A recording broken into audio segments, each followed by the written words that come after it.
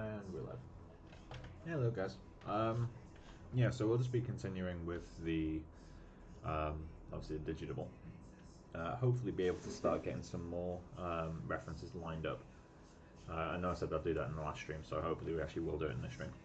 In terms of where we're at so far, so we've got our final topology, final UVs, not our final model yet. We've still got quite a way to go. I am debating kind of doing some of the hard surface stuff because she has like things on her face and the earrings which are kind of crazy. So maybe if I get tired of doing likeness stuff, I can kind of move on to doing some of the jewelry for a bit, and then that will give me a break. But yeah, so that's one of the options. But for this stream, I will just kind of continue modeling. Rip. Hello. What? Rip. Rip. What's rip? To empty the bathroom again with like the bucket. Oh really? I googled it. Apparently, flushing a toilet Really? displaces the water Oh right. because they're connected to the same fucking pipe. You push Have the you tested toilet. it? If you have to leave it, it doesn't just happen as soon as you flush it. Alright. Because as soon as you flush, it's like yeah. Oh, for anyone listening, our sharp fucked. No. Yeah, our bath is fucked at the moment. Yeah. Rip. Rip. I'm fine. Luckily we've got the handyman coming over as well. But I'm gonna have to wash my hair with a sink. I'm just gonna have to use like a I gotta go in and like do face mask and shit here, so Cool. I keep an eye on the bath basically. Cool. Right, camera tools. Maybe So. if we only flush the toilet like once. Let's check the lineup. Also tomorrow morning before the guy comes, I'm gonna get up at like 7. Sure. And go for a walk, you know, before. Okay. But if you want to go, then you can go later on, like here, you know what I mean? Yeah. So we can stagger it. Okay. Yeah, don't mind. I gotta do some modeling. Right. So lineup. We've got some issues with the ears. The shape isn't quite right. The topology is still not supporting what I want it to, and this kind of hole is missing. A bit more volume here. So overall, it's not too far off. Obviously the earlobe, but I think that's, I can't tell if that's a jewelry thing because it's too high on this one and too low on this one. That can be a camera lineup thing, or it could just be the heavier jewelry that she's wearing in this. It's really hard to tell, to be honest. I've got a feeling it's the heavy jewelry. There we go, got there eventually. Costly, hi. Hello. I noticed that you subscribed like an hour ago, so welcome to the channel. Hope you like it. Yeah, so let's check what we got to do. So we need to round out the bottom lip as well to kind of reduce the size of the hole. The teeth aren't in the right place either. Eyelids are okay. Need a bit more. Need to pull the bottom lid up a little bit. Is it the same on both sides? No, it's not. So they do that in asymmetry, or that lines up. This side, okay. So this side bottom lid needs to go up.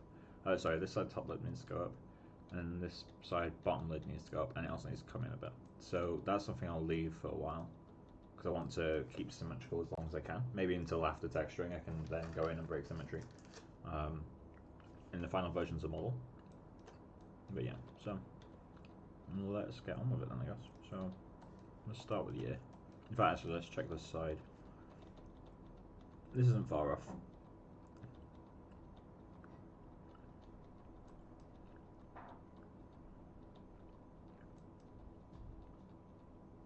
Yeah, let's. So the things we need to fix: bottom lip, a little bit of volume off of the neck. Still, this is like the 5th time I've done that note. And then this needs to come back a little bit. The shape just doesn't feel right though, is the problem I've got with it. Yeah, if anyone has any questions, please do let me know. I forget how big this is sometimes. It's modeled to real scale. Right, so that needs to go up. Well, this needs to go up in here. Wait, do I have symmetry on? I don't.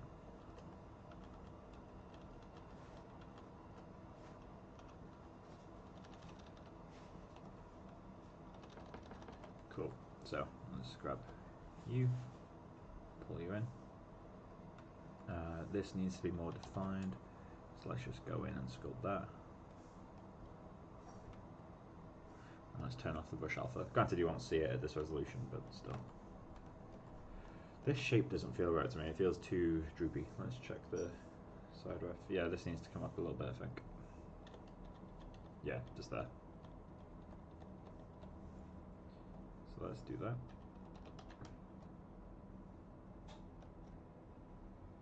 And let's just add a little bit of thickness to the ear. One thing we'll have to do at some point is actually get the thicknesses in, like from this angle, get the thickness of that right, because this is currently way off, like really far off. So subsurface will be really hard to get right in those sorts of areas. I'm going to add a little bit of volume just here, because it's like without that it just feels it's too smooth. Like I'd like to kind of break that up a little bit. Even just doing that, like it doesn't have to be immediately obvious, it just needs to be there. And then we need this bottom lip. So how can we do this?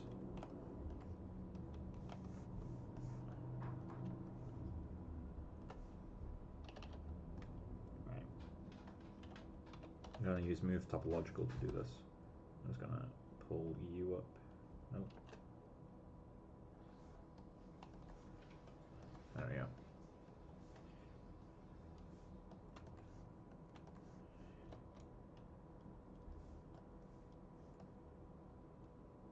Need to color this in a little bit.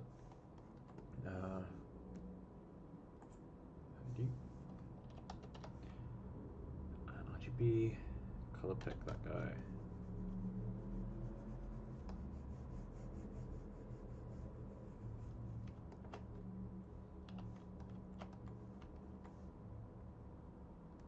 There we go. It's feeling a bit better. I hate that.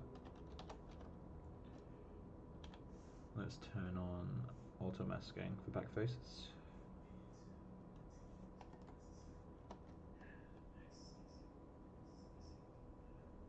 That was just to paint without worrying about what happens.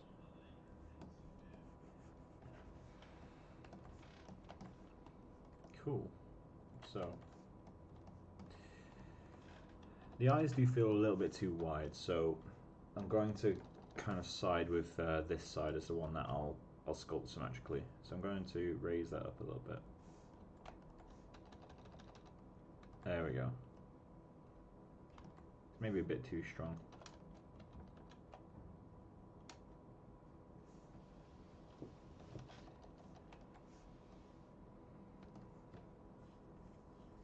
I don't think we'll be spending too long on the sculpt today, just because I'm kind of getting to that point, not burnout, but it's kind of like I feel like it'd be helpful for the project to move on to the next stage. Even if we do come back to modeling, that's fine, but I feel like it'd be quite important to get a bit of variation in the videos as well, because we're now 7 videos in, which I think is roughly 3 hours a piece. So it's quite a lot. It's 21 hours already of just sculpting and retopologizing and a little bit of UVing. But UVing is a really easy task, so that didn't take much time. And a little bit of volume. This changes the intensity. So something that I'm noticing in some of the ref, but not all of it, is that this inside corner of the eye is a lot flatter than I've currently got it. So maybe something like that is okay, but yeah, it's something that I've been getting wrong, I think. Let's get some variation in the ear as well. I also need to find some reference for the ear at other angles. So let me just find... Literally just Googling human ear. I want to see kind of how the depth works at like these angles. Like what happens back here kind of thing. I got a feeling that the whole of the ear on mine is too deep. Like it should be closer to the surface. Let's see if I can find any good reference. I might not be that far off actually.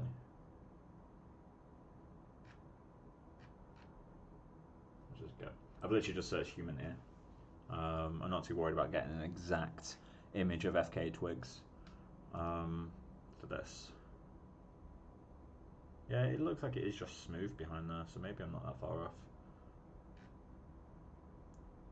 That blends in quite smoothly though.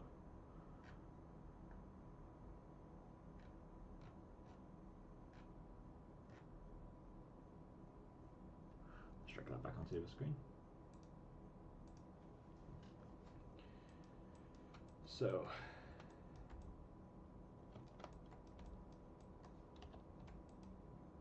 let's turn off symmetry.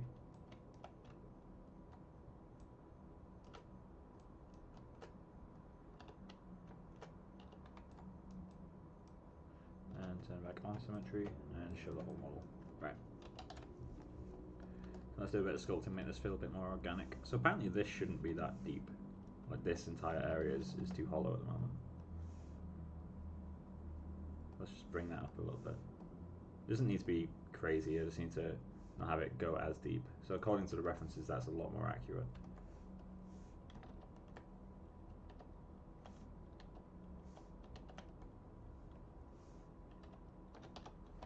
Let's just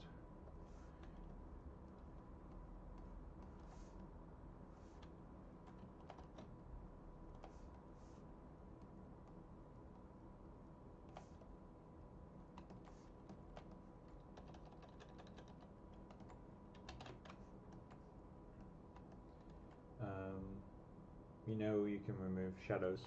I've asked about that on the stream, but I'm not sure how. What is that? Render booleans.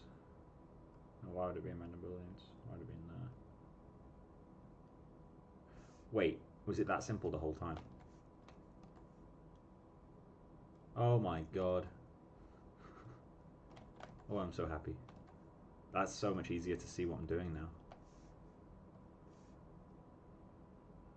I always like wax preview as well, although I don't have it turned on at the moment. I did not realise that it was literally an option box. That's simultaneously like so frustrating, but also like an absolute blessing. Thank you very much. Let's just test. So it still does. Okay, so it still has like shadows. It does not cast the same way.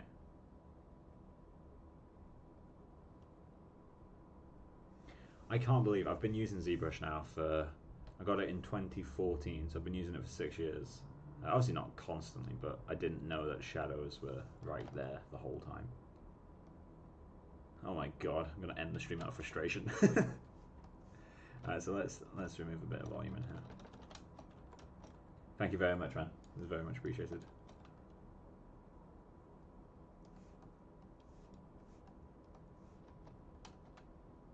I'm not fond of the topology here. It's kind of going against what the neck is actually doing, but the topology is okay. Like, it's not bad, it's just I feel like I could have followed the draw a little bit stronger. Overall though, topology is okay, I think. Maybe I should have had some topology that follows this crease, but you know, we're going to have displacement and all that stuff, so.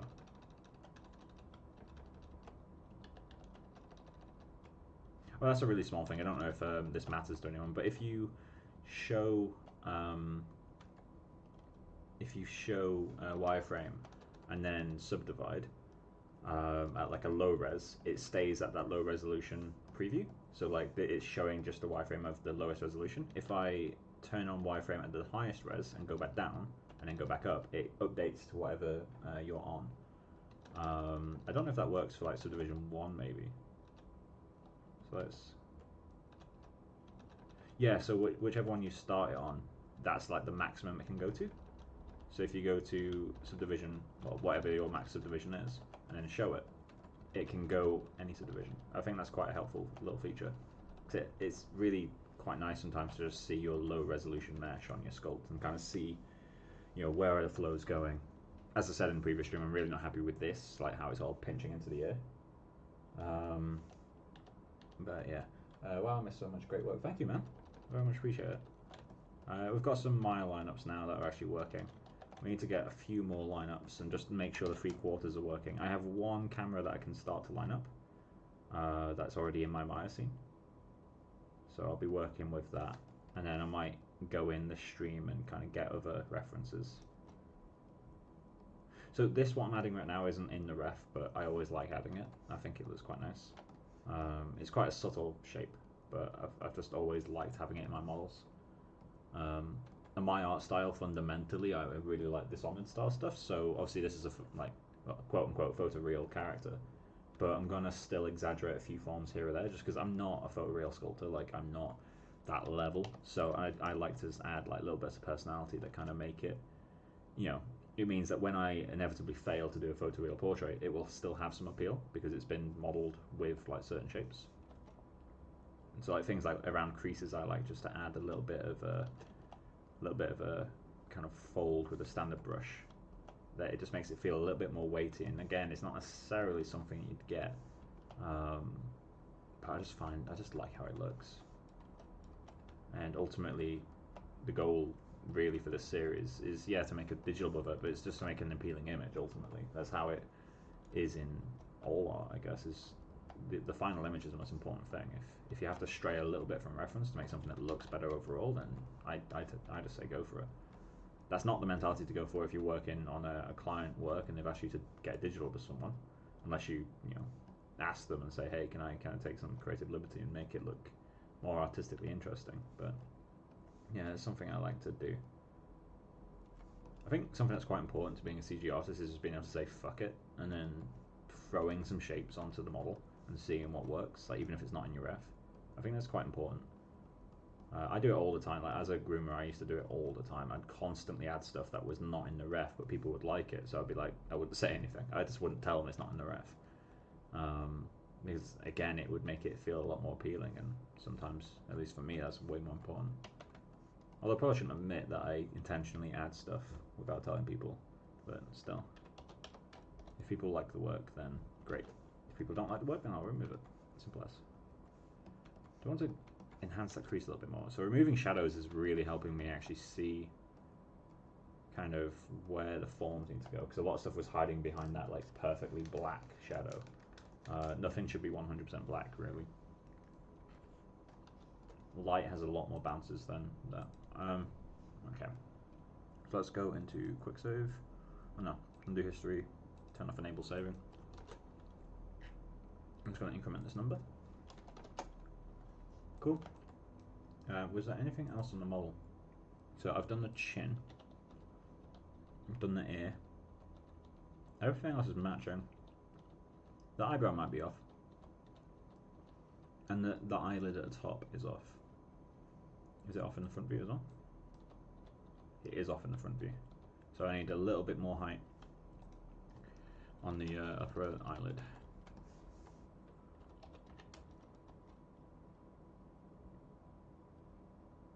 Not a huge amount.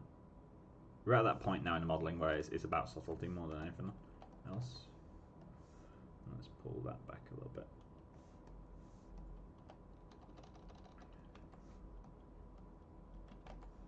Cool, I think that's going to be accurate. And then once we do kind of our final displacement pass, I'll probably go in and sculpt things like the crease in here, like things like, if we can get it right. I'm going to probably need lazy mouse to get that. That's kind of okay. But like, this little crease that kind of sits up here, I'm going to need to add that in.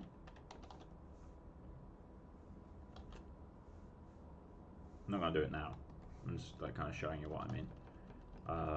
Adding that in will do a fair bit for the eyes. Because the eyes, although they do feel... They feel like they're missing something to me. They feel like they're not alive. They're just kind of there. There's like a little divot here that I need to fix. But yeah, like, the eyes feel interesting. Like, we've successfully made interesting eyes, which is very important. But at the same time, they don't feel right to me yet. I feel like they're missing something that's making them feel a little bit dead. Nothing major. It's not going to be a night and day difference when I do it, but it'll be there and it's enough for me to feel.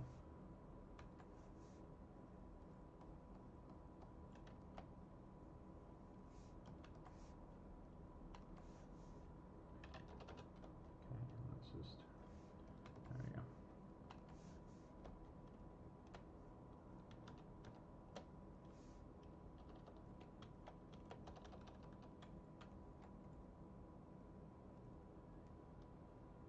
How low res is the eye right now? There we go. I thought something was up. The eye just looks like, well, the actual eyeball itself just looked really dead. Right, so let's get this back into Maya. I'm going to save this scene. Cool. Then just let's go into export. I like to turn off group and turn on smooth normals. I mean, turning off group is pretty much essential, but I like to turn on smooth normals as well. ZBrush, let's go to exports. I'm going to increment the version here, so let's go version 7 now. I'm trying to keep the versions in here in line with what episode we're on. I'll say episode if it's a proper series, it's not, but you know what I mean. Cool. That's that done. So that's that exported. Let's show this group. I'm going to import my model. I was having issues in the last stream with the UVs being missing, so I'm going to keep the other model in my scene for a second. And just check if this has its UVs.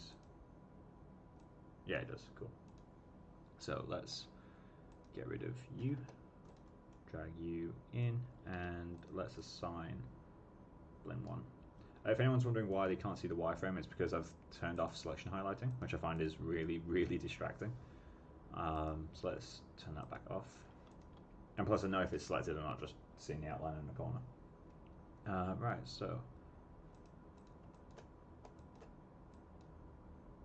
let's hide and unhide you. So eyelids on this side closer. This side's a bit off. The actual eyelid is slightly too low. And let's check that side view. Chin is close enough for me to be happy for now. I will be coming back to fix that though. The top lip needs to be oh so slightly higher. Like just the top of the top lip. I think that's actually just these lines. Is that the philtrum? Or is this the philtrum? I always forget the word for that.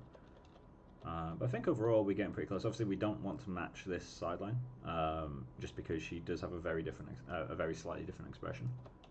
But I'm going to match the height of this, and then I think that's the model done for now. Collarbones aren't perfectly matching. The chest isn't matching either, so maybe that's something else I'll come back to later. Neck isn't really matching either. This bit matches surprisingly well. Maybe I've got too much volume here. Yeah, I do have too much volume there. Not a huge amount, but enough for it to bother me. Alright, so let's do a quick pass of this stuff. So, top of the lip needs to come up slightly. Collarbone... Is it the shoulder that needs to come back, or is it the collarbone that needs to come back? Or is she actually rotating more? Is my camera alignment slightly wrong? Let's just pull the collarbones back and down a little bit. Because there is a big volume difference here. And then let's pull the chest out a little bit more. So do level 1, or 0 even. Just grab this, pull it in, Cool, that's that. And then collarbone back and down.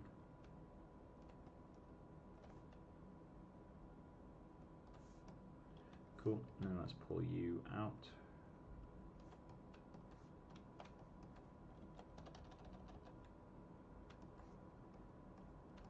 And I think it needs to be a lot more hollow in front of the collarbones as well. She's very, very skinny. I mean, most singers now are, but still. She's very skinny. Let's have a little bit of the sternum there. Subtle, but just enough to get that shape. I don't know if that's necessarily in the ref, but again, it's something, that sort of stuff is something, this is way too strong, but that sort of stuff is something that's quite nice to have on skinny characters. There we go. And let's just smooth that one pass. There we go. So it won't feel as strong now.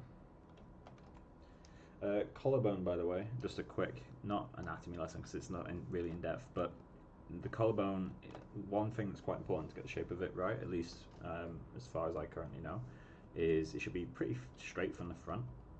And there's 3 sections to it, kind of. It's obviously one bone, but it's got 3 different kind of angles. So from the front, it's going to look flat, but from the top, you're going to have this slight S shape. This bone, obviously it does quite a lot for the rotation shoulder. It's also the most commonly broken bone in the body. Normally breaks right here. I know because I've broken mine, but yeah, so if you want to get the shape of the collarbone right, what I tend to think is like, okay, straight line from front, S from top. And think of, you got one line here, and one line here. So if I get rid of that, one line, and you get pretty much a straight from the front. So that's something that's quite important to get collarbones right. So that's a tiny, not really anatomy lesson, just a shape lesson, I guess.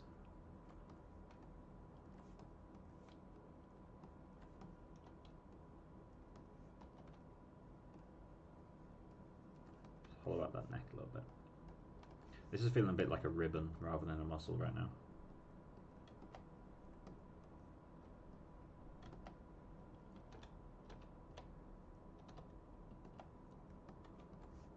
There we go, that's better.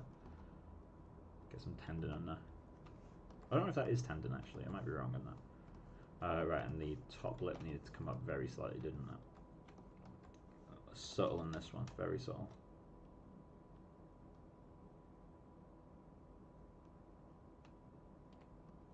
That might be too much. I think that's about right. It was insanely subtle. Right, so let's save that. Scenes, save. And go down to the lower subdivision, export. I wish it would remember, I know I said this in like every stream, but I really wish it would remember like your export path and your save path as separate paths. Sound is a little low. Let me, I can increase it for you. Is that better? How about now? Is that better or not good?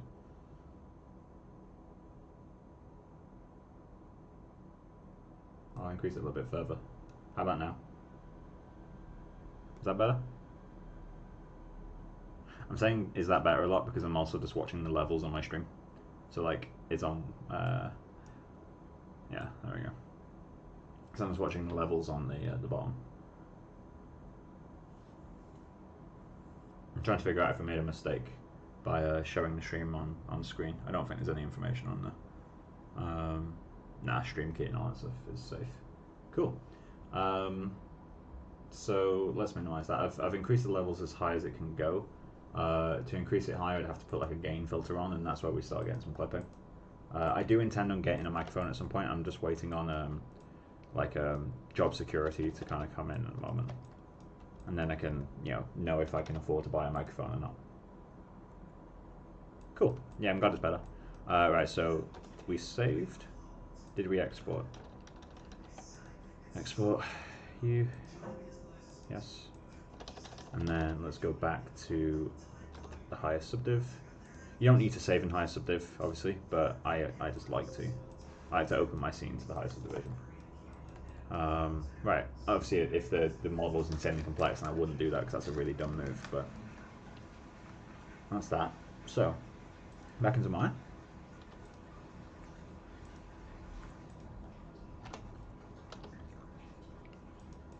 Let's import.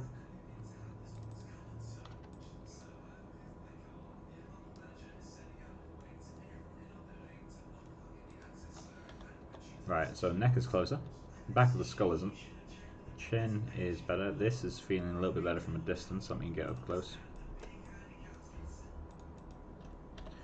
We're off by like a pixel and a half at 1K. So probably like a millimeter at most. How's the chest doing? That's closer. I think it's close enough for me to not care at this point. Because we probably won't see it in the render anyway. Like the render is this. So if I, like, this is what the render's going to be. So I'm not too worried about matching the collarbones exactly, but it's nice to have them roughly in the right place. Obviously that will very, very mildly affect your, what's the word? It will very, very mildly affect your bounce light.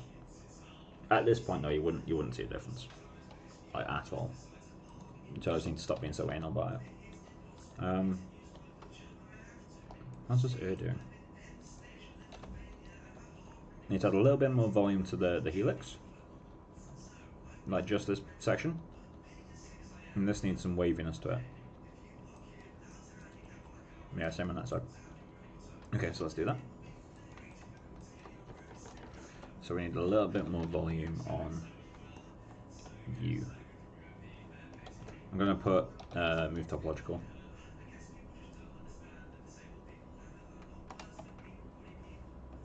And I'm going to have to very slightly tweak. I mean, I guess I can just mask it. Let's do that. And let's just edge you out. Cool. And then this bit needed way more variation. Something like that, I think. Yeah, that looks more interesting actually. That's good. How is the angle though? Okay, so it's kind of like perfectly vertical then that way. This is not perfectly vertical, so that means we've got something wrong in there.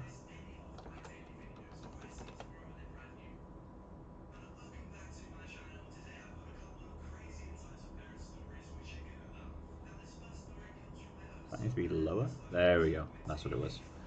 Cool. And then that is it for the model for now.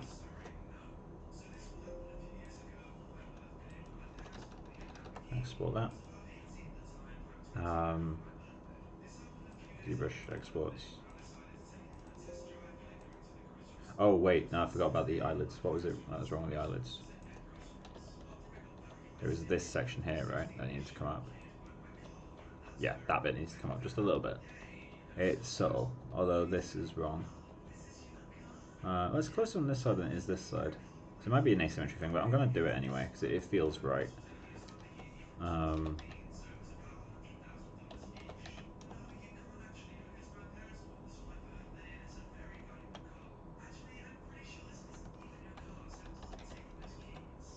Yeah, it feels better. Alright, cool. So let's export this. Cool. And save you as well. Cool. So let's get back in Maya and bring in the model. File, import. Import you. Lint.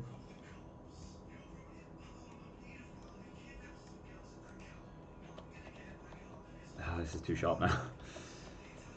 And this side is too square. Okay, so let's fix that. This needs to come out slightly, that needs to come out slightly.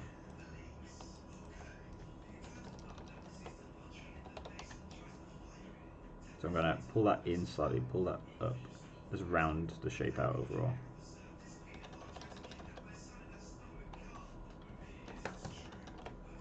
This is the most frustrating part of likeness, is when you're doing the really small shit. And then we're going to check that, see if we can line up that 3/4 and see what needs to change in that as well. So exports. I just need to update my stream progress folder, because it's currently only got one model in there. And obviously the longer I put that off, the harder of a task it becomes, so that looks a lot more promising off the bat. So add a blend, plug you into the FKA twigs group. Yeah, so this is where asymmetry comes in, because this side is now getting too big, this side is still too small, so I'm going to put that down to asymmetry at this point. I don't think there's anything major that needs changing. The lips still aren't quite right, but they're close enough for me to kind of just want to leave it where it is for now. Maybe once we've got textures, we can start shifting that about. We can just do wall space textures, wall space adjustments if we want to change it later. Not wall space adjustments, what I'm saying. God, I'm really bad on words today. Wall space transfer, that's what I was trying to think of. So let's check that 3/4.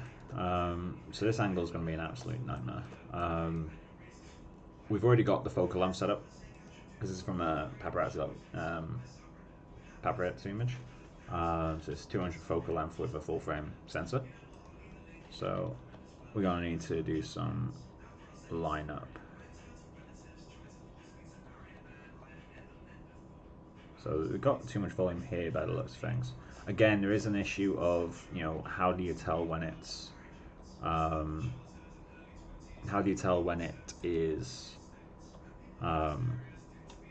God, I am really bad at words today.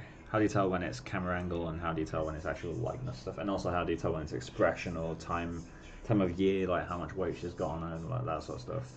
Expression is obviously the biggest one in that. So let's select the camera. I'm going to rotate it just slightly in that angle and try to line up again.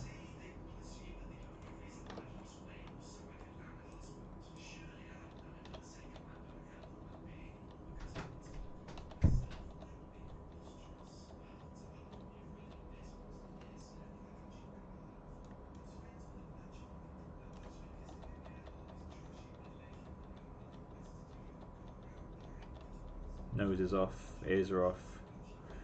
That cheek volume seems too far off though to just be lineup.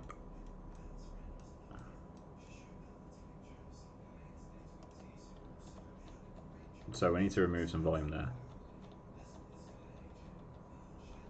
Obviously she's looking up at the camera, so eyes are going to be completely useless in this lineup. However, it does show us a little bit of information on the cheekbones. I think this is as close as a lineup as I'm going to get without adjusting like jaw position, that sort of stuff. At least for now. We can do another pass later. So what we're noticing, let me just keyframe this. At the very least it's closer than it was. So obviously the silhouette on this side is way too bumpy, so we need a little bit more volume here. I need to flatten this out just a tiny bit. Chin is too short though, so it might be an issue with angle still. I'm also noticing that this cheekbone area is too large. Let's check the front view for that. Yeah, so we can kind of see it here. This is more of a peanut shape to her head, like in this kind of angle. Granted, her head isn't peanut shaped, it's just mine's too flat. So we need to remove a little bit of volume here, add a little bit more here, and remove a little bit from the cheek. So let's do that. So that front view needs a little bit more volume removed from here. Roughly where the cheekbone ends. That's feeling a bit better.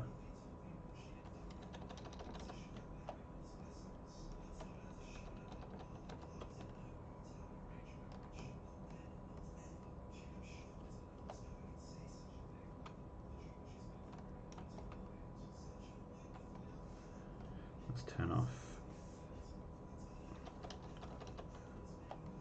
That's feeling a bit better. Does it feel natural? It feels about right.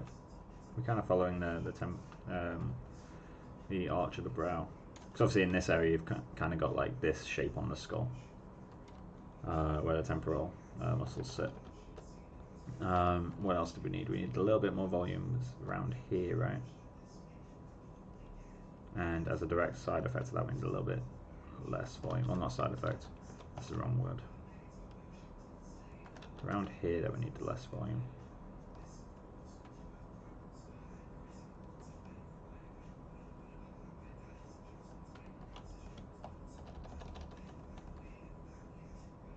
This needs to be straighter at this angle. Let's just go in with trim dynamic and just nuke it.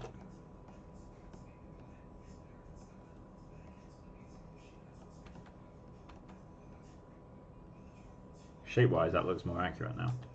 I feel like it was a little bit sharper on here though.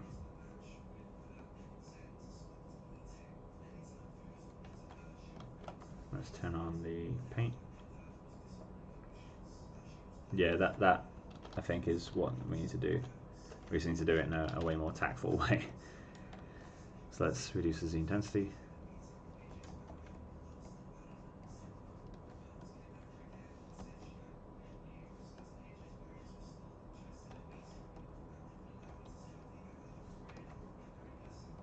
I think that's about right. So let's I'm going to save this in. I'm going to increment this just in case I've fucked up.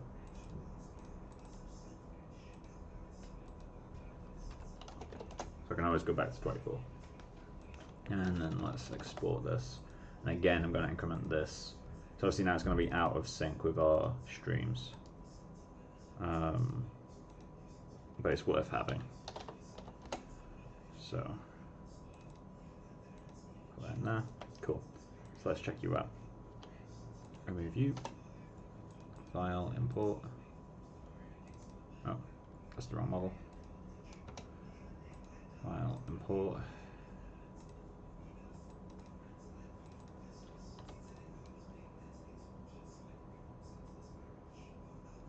Blend.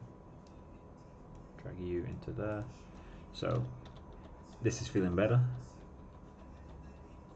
We've not lost anything that we don't want to lose here. Let's check the side view. We don't seem to have lost anything there. And that's a lot closer now. A little bit more volume here, a little bit less volume there. That might start to affect the front silhouette, so we need to be careful how much we trust it. Also, this arch on the brow is a little bit, mine's going out a bit too much. I need to pull this back in. So a little bit. I think volume here actually is fine. Maybe her chin is pointier than I've currently got it. Maybe I need to shave this in a bit. And I do need to add a little bit more hair and remove a bit from the top of the cheekbone. So let's do that. So top of the cheekbone needs to go down a little bit. This needs to go that way a little bit. Just a tiny, tiny bit. Chin, let's narrow that a little bit.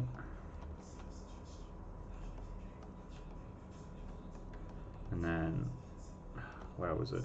Is it a little bit more volume here again?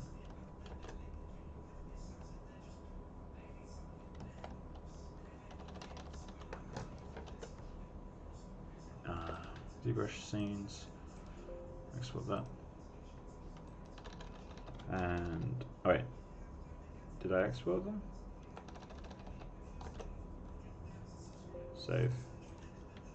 Saying the wrong word threw me off. Right, export this. ZBrush exports, version 8. Cool. Let's check that out. And I'm going to need to clean out the scene in a second.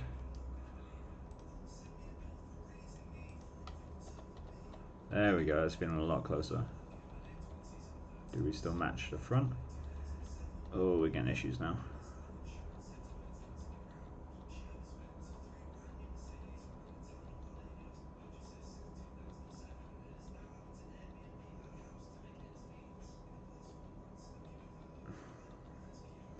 We need less volume behind this shape here.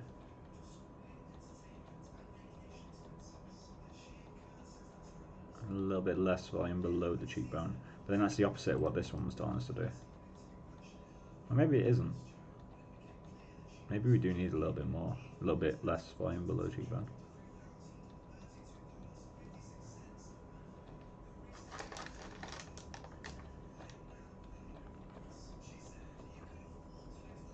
We need more volume here as well, apparently.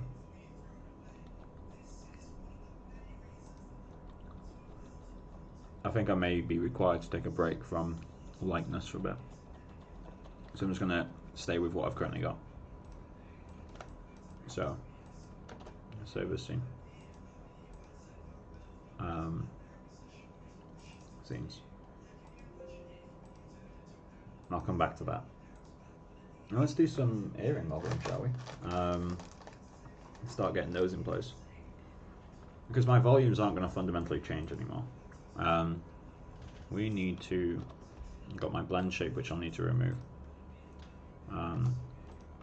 Although I only used him for UVing anyway, so that's fine. Save that.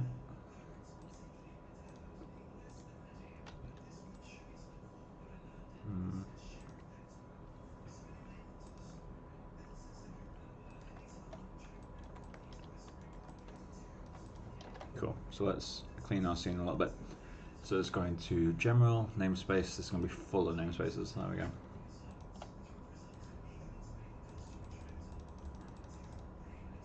At some point I'll need to model the gums, but right now I'm not too worried about that. What was the name of this one actually? It was like head sub D 0 geo, right? What's in temp group? So that's the caruncle and the teeth. Geo, although I'll be replacing those in a sec. Got the eyes in place, which I need to change the size of the iris on. I'm going to change the focal length of my perspective camera. Oh, it's got 2D pan zoom on.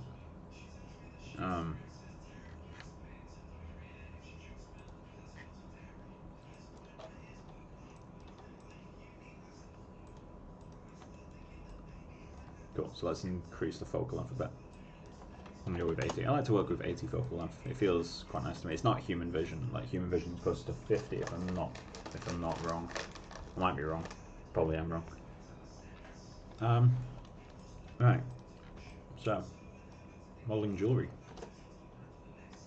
Where do I start? I guess we start with the trackers on the face, right? I'll say trackers, whatever they are. So let's turn that off. So I'm going to need to consult the high-res reference for this. Where is it? Where's my ref folder?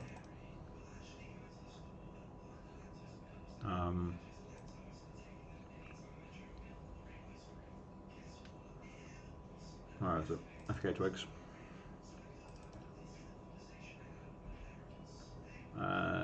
There it is, I think. No, that's the high-res.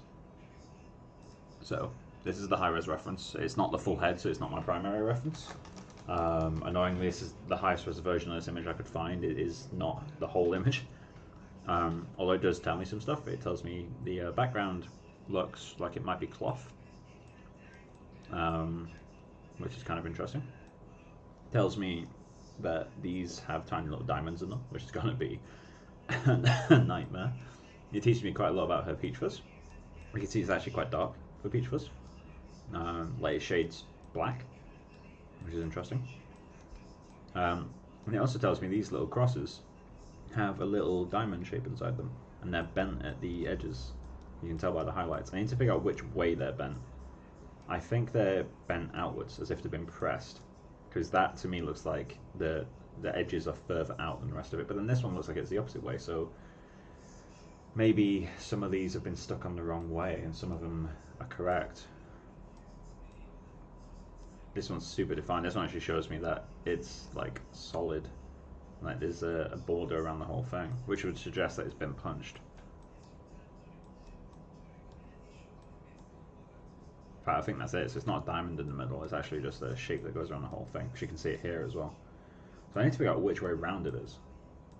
Because some of them, like this one, to me, really looks like the edges are coming forward, especially this one. But then that one looks like the edges are going back. So I'm not sure what to trust, to be honest. I'm going to do both, and then we can just see what feels wrong. Granted, it's insanely subtle. Like, they don't really have a thickness. Like, not a thickness worth worrying about, anyway. I'll model it with a thickness, just for correct shading. But we don't need to worry about it. But, yeah, let's model a tiny little cross. This is the first time I've done hard surface modeling in a while, because I've done a lot of environment modeling lately, but not a lot of hard surface. So, time for me to show myself up. Cube.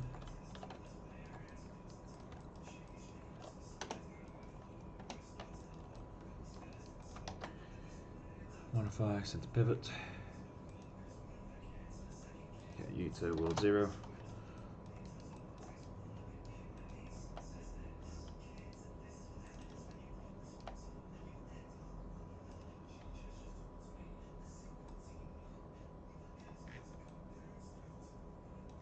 Cool.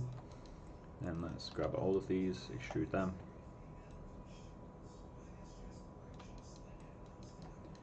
And let's. So how does that diamond in the middle form? What is it that we need to do? What about wrap that image on the model use 3D reference? I think it's like, wait, what's it? Oh, you mean like wrapping, like with using the software wrap?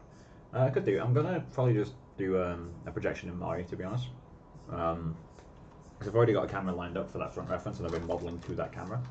Obviously, I've been modeling kind of in general. I just realized I opened the wrong software. In fact, actually, I can close this now. Save myself a bit of resources. I'm also going to limit Maya off of a few CPU cores. Well, CPU threads, not cores.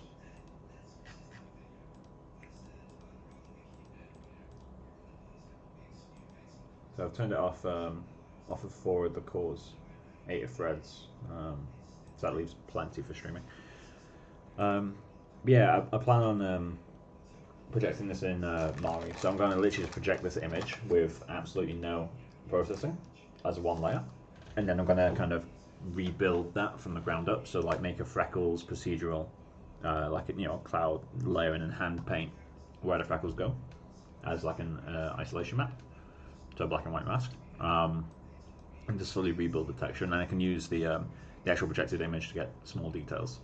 But ideally I want by the end of this project for the skin texture to not be projected at all. I want it to be built from the ground up, so I have like masks for every single thing.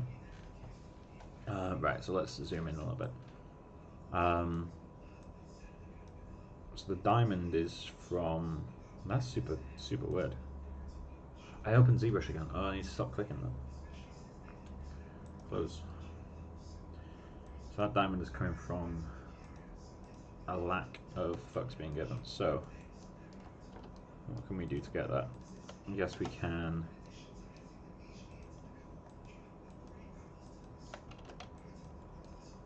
chamfer these, and then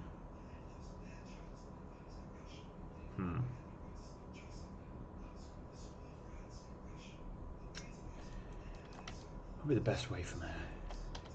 Why did I do that? Oh my god, fuck off. Right, vertex. Let's go into cut.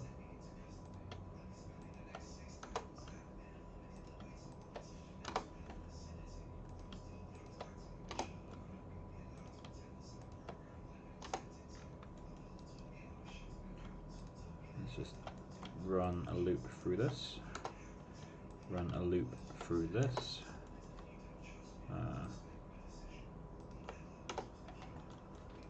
And then I guess the easiest thing for me to do would just be connect that up here somewhere like there. Just connect that across. So that allows me, oh no, it doesn't allow me to get rid of this. Having a little square shape in the middle is kind of a nightmare actually. Or a diamond shape in the middle. How can I do this?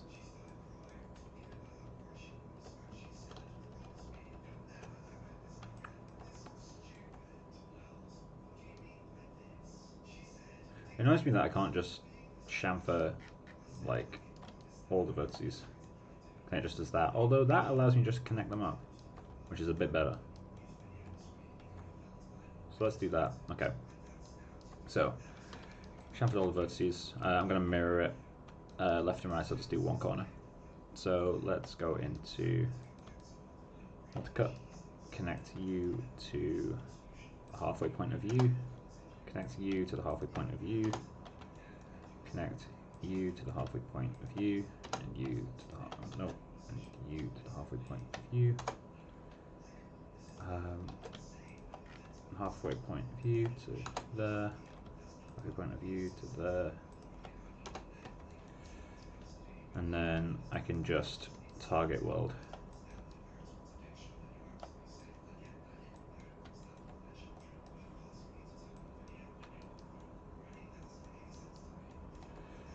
These, what would be the best way? I guess I could do that. Do that.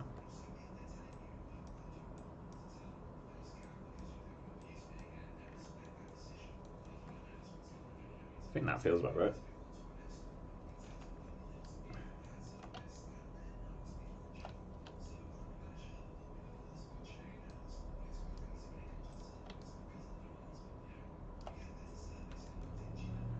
Let's do hate that something has to be selected for that.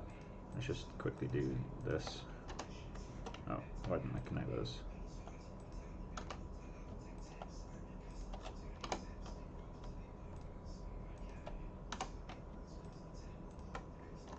I think rather than mirroring it, I may as well just connect the other dots. So it won't take that long. View to the halfway point of view.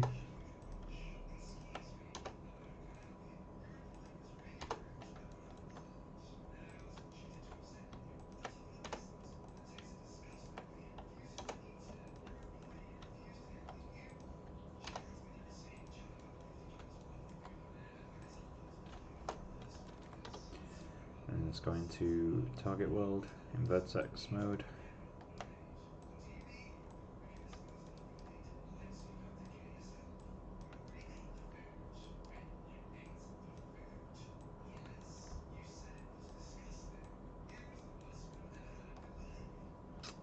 Keep that. So you want to get rid of.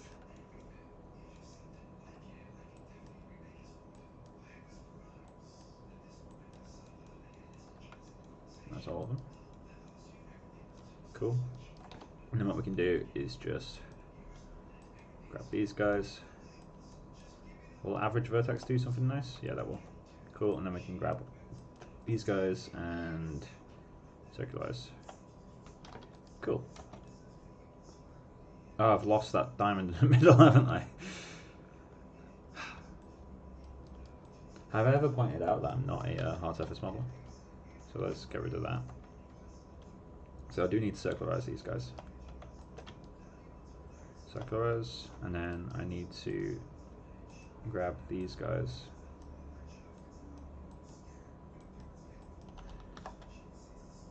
Scale those in. I guess that will start to work, I think.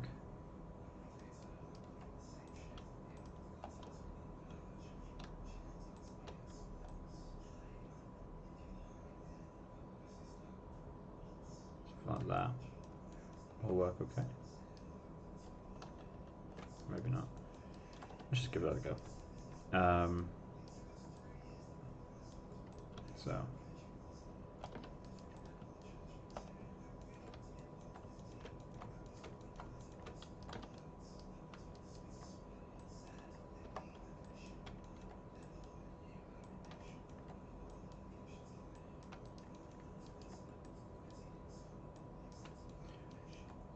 So if anyone's watching this and thinking, oh my god, what an amateur, don't worry, you're in good company. Probably everyone else. I think it's important though to be able just to accept that I'm not going to be that you're not going to be good at everything you try. Cause I'm genuinely like not a hard surface modeler. Oh, actually, kind of gets it. Nice. It's a pleasant surprise. But yeah, like I feel like being able to accept that you're not going to be good at stuff is good. Let's do that. Because I long ago accepted my skills as a hard surface modeler. Don't be afraid of laughing at yourself, I think. If you're a new artist and you're like, oh my god, I need to be good at everything, you really don't. Like most environment guys, like, I mean, professional artists tend to be able to do a bit of everything. Like that's something that's important to state, is like they tend to be able to do a bit of everything. But they're not pros at everything. Like the best character artists can't sculpt a tree sometimes. And you know, the people who are really good at environments can't really do creatures. Like it's kind of part of being a CG artist, really. It's just accepting that you're going to be a bit shit at some of this stuff. Is that already straight? That is already straight. You're not though.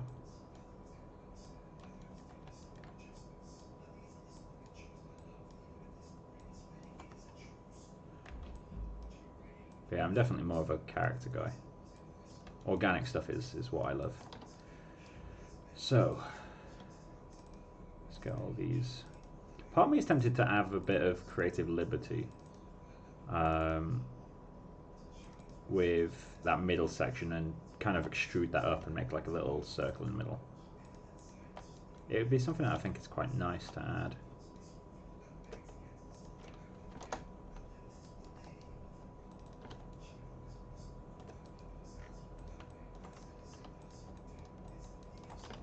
Like, I think if I grab these guys, extrude, scale, push down, extrude, up, scale in, maybe not that much, stuff like that, and inflate this guy a little bit. I think that would look quite cool. Obviously I'll need to go in and reinforce some of these edges because it's very soft feeling. But that should really do what I want. Let's straighten these up a little bit.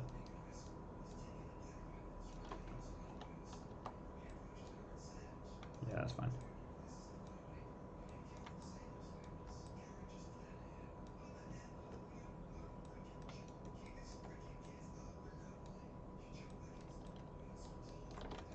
So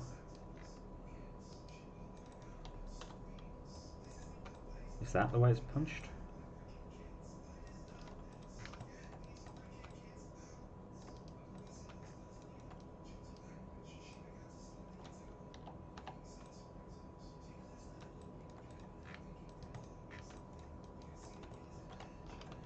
So let's go around and bevel all these guys.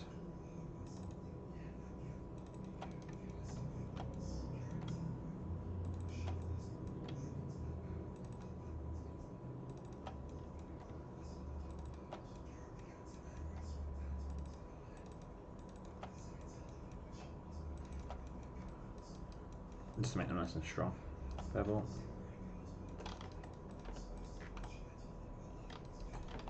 And I think to get the corners strong, I'm going to need to do that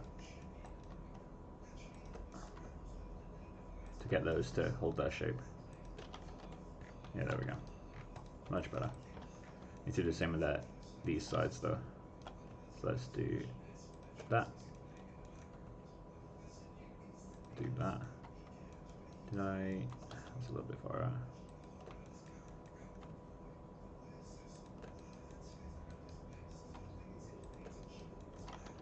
And yeah, I thought so. So that's smoothing out a little bit too much in there. So let's just go in, reinforce this guy, and luckily this will continue straight through. There we go.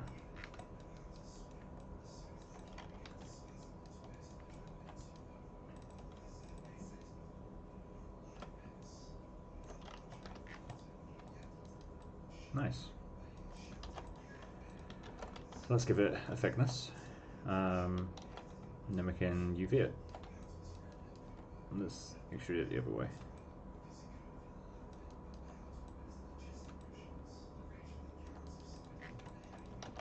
Then mesh, reverse.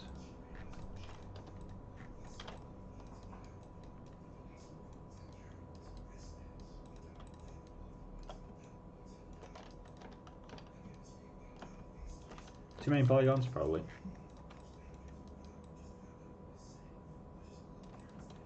So it doesn't have the diamond in the middle, but I think I kind of like that. It's interesting to me. And then let's just sort the normals out. So grab you, set to face, soften. They're not going to soften very nicely, are they?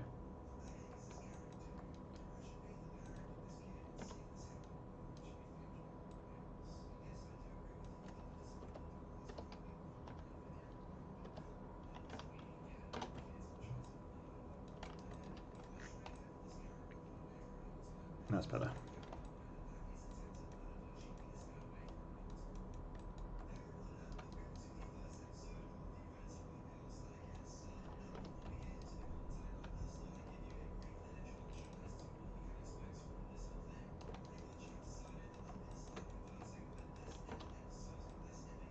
How far? A little bit further.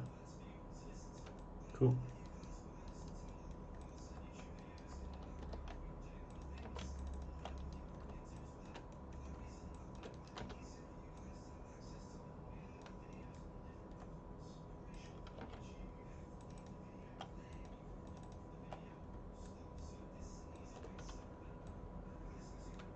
So changing the shape of this slightly, but not enough for me to go.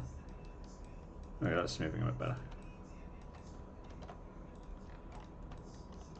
Oh. When did that happen?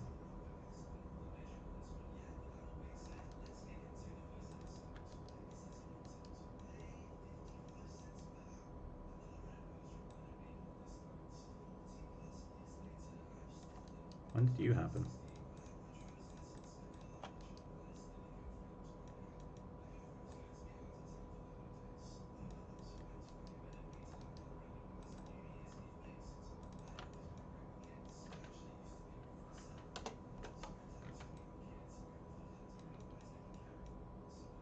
Why was it only that side?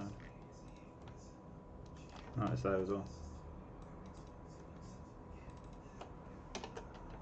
Oh, you're an Angon. Hello.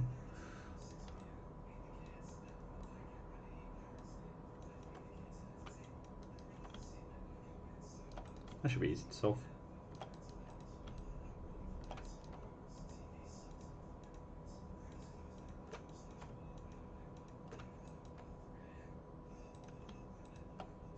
just moving it. There we go. If I had gone with that first cut, I'd literally just moved my end gun.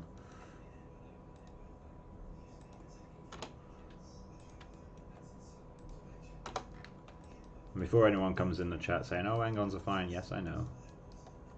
And I don't want to listen to you. End guns are fine in hard surface modeling. As long as you put them in a place that doesn't deform and doesn't bend or anything like that, then they don't really matter. So that's the top. And then we're going to do this side as well.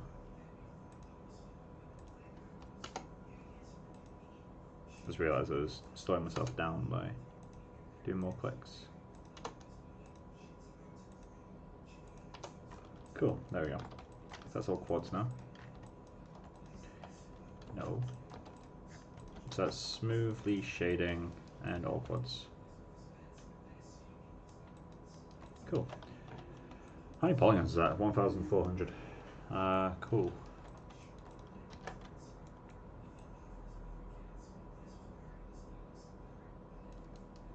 I feel like I should loosen this out slightly, but I think for now I'll leave it. So, normals are fine. They're going to be too small to require smoothing, so I'm not going to smooth them at render time. They've already got enough polygons anyway. One thing I will do at some point is once I've placed them all, is just go through and do stuff like that. Just make them not perfectly straight, because they're so small that they shouldn't be able to be perfectly straight. And now let's name this. So, what the fuck would the name of this be? I mean, I can name them after we've placed them all. Just using the rename tool. What should that name be? I'm also really tempted to add pointless polygons that just make it feel more square. But that's overkill, so I'm going to ignore that. I mean, to be honest, I don't need any of these. None of these are reinforcing the shape. Like, it'll smooth the same. Oh, it's doing something funky. That does back in, but cool. Right, I'll name this after we place them. If you don't know, there's a little rename tool up here, which renames everything you've got selected. So I can use that. But yeah, so let's get that placed on FKA twigs. Oh, I need to UV it. That's something I definitely need to do first. So it's actually super simple to UV. Let's just go mapping. Plane on map. I could just click plane on map Y, but I'm going to turn on keep image height from the Y axis. Cool. And then I'm just going to cut along U. Cut. Then unfold both of these. Then lay them out. And let's turn off UDIMs, because we definitely don't need UDIMs. Align. Let's just align vertical and set you to. Why would they not?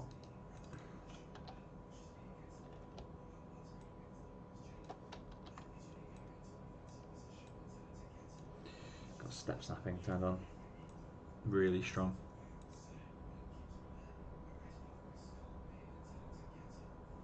Where did I just put that? Oh, there it is.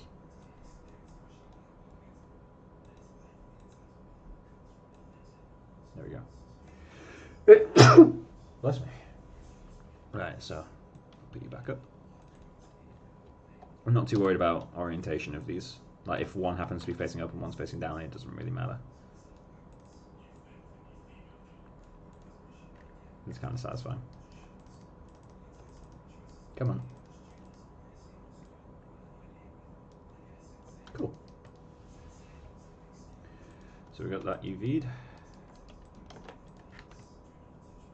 It's good enough for now. Let's get it scaled. So this is going to be literally a couple of millimeters at most. Let's turn off the temp eye as well. So how big are these things? About the size of a nostril. Oh, actually that's really helpful. So the pupil is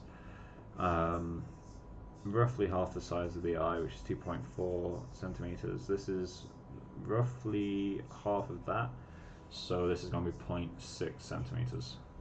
So let's create a cube. That's 1 centimeter. set the, let's just go with width, 0.6. That's a vague, very vague scale guide. There we go. That should be roughly the right scale. So I'm going to freeze transformations on that. Modify, where are you? Why am I in Windows? Modify freeze transformations. Cool. I'm going to duplicate that. So I'm just going to keep the middle one at the bottom. And I'm going to set this as a live object. Cool. So let's go to the camera and go to 4.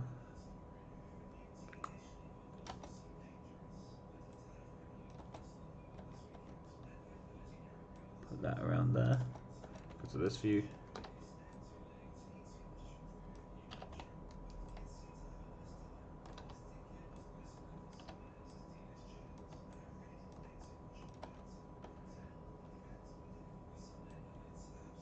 I was really close to that measurement. They're actually slightly bigger than I give it justice for.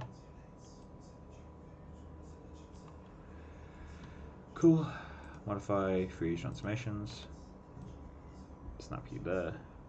There will be some very mild scale variation in these as well.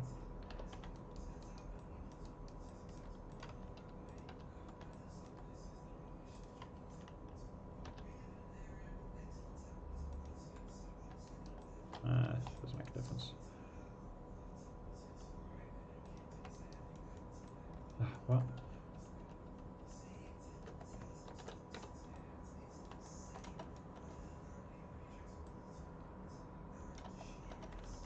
Let's just rotate that to vaguely match the head.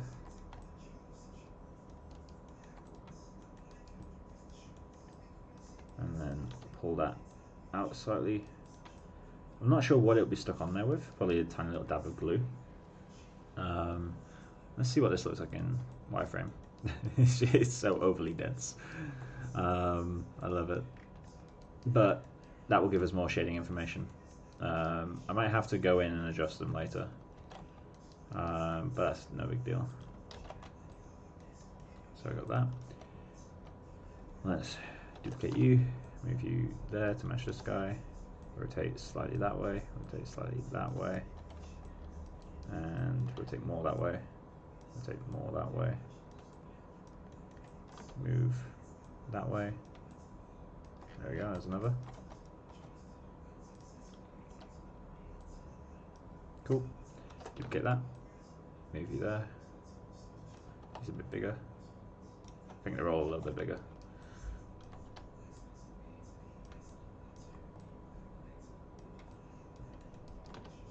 Pull you out a little bit. So I need to be really careful that displacement doesn't completely wreck these. I feel like I should move the pivot just slightly behind him. So if I just do this, then when I snap it to the mesh, it's going to float out a little bit. That's too much, but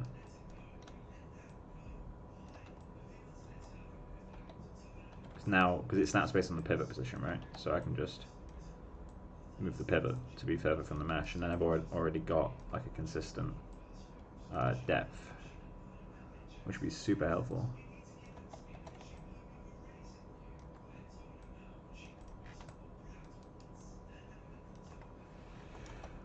What else is there? The one on the lip's going to be fun. And by fun, I mean horrible. These can be mirrored over, actually. So let's move you over this way. I can mirror them over and then kind of tweak from there.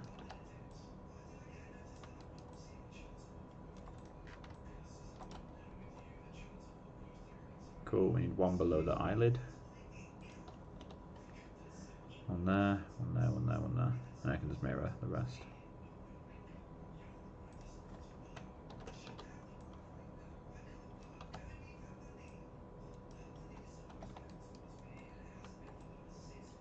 Oh, you're going to be difficult, aren't you?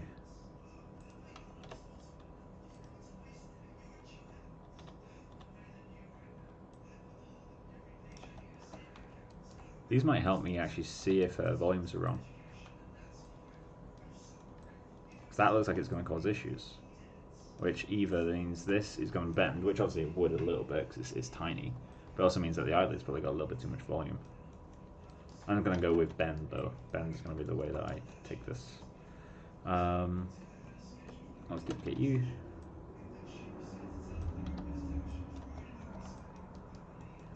It'd be nice if I could just get it to automatically inherit the normals of the surface when rotating these. That would save a little bit of time in rotating. This sort of stuff is like super easy to do in Houdini. You could literally just paint a dot and have it copy to it and inherit the normal by default.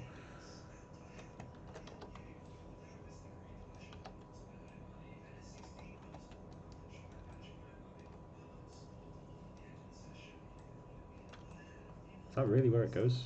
Is it really that big? I'm going to size it down just a little bit. Cool. Duplicate you. Move you to the bottom lip. Put it around there.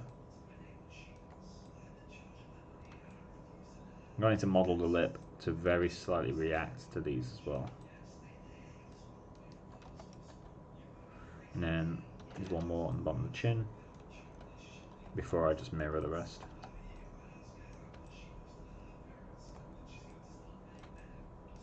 Cool. So let's just, as a quick hack,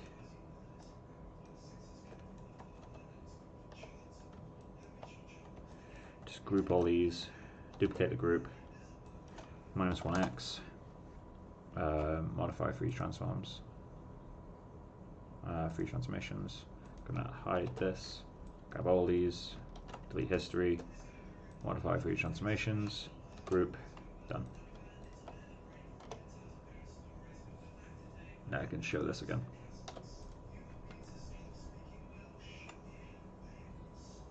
So let's fix the position of this. And I'm going to tweak them because they're not perfectly symmetrical. Well, he's actually way off.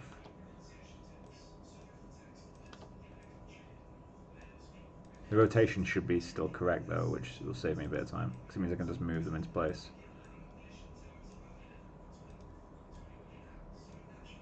And let's hide. Can I hide this and still snap to it? I don't know if that's how it works. I need to test it by putting it back there. Yeah, it works. Alright, cool.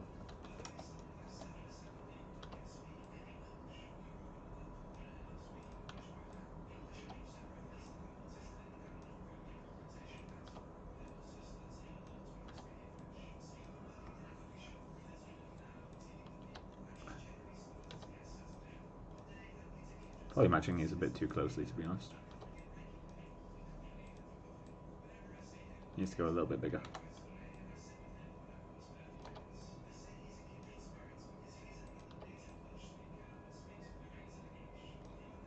There we go.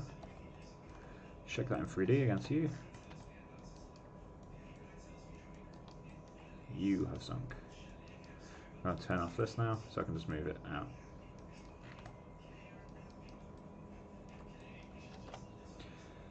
Cool, so what can these be called?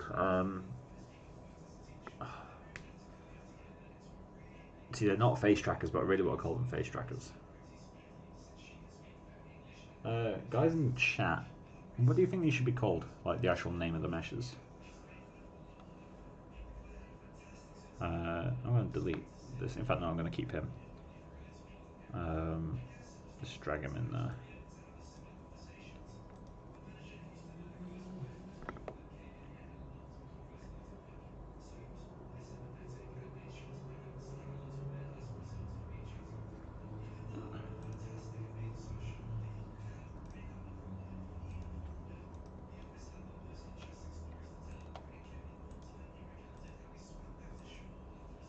Do it. Do what?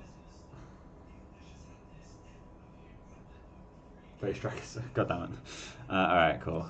Let's just call them face trackers group. And then rename all these. I guess I will delete him because he's not going to be that helpful. Grab all these face trackers underscore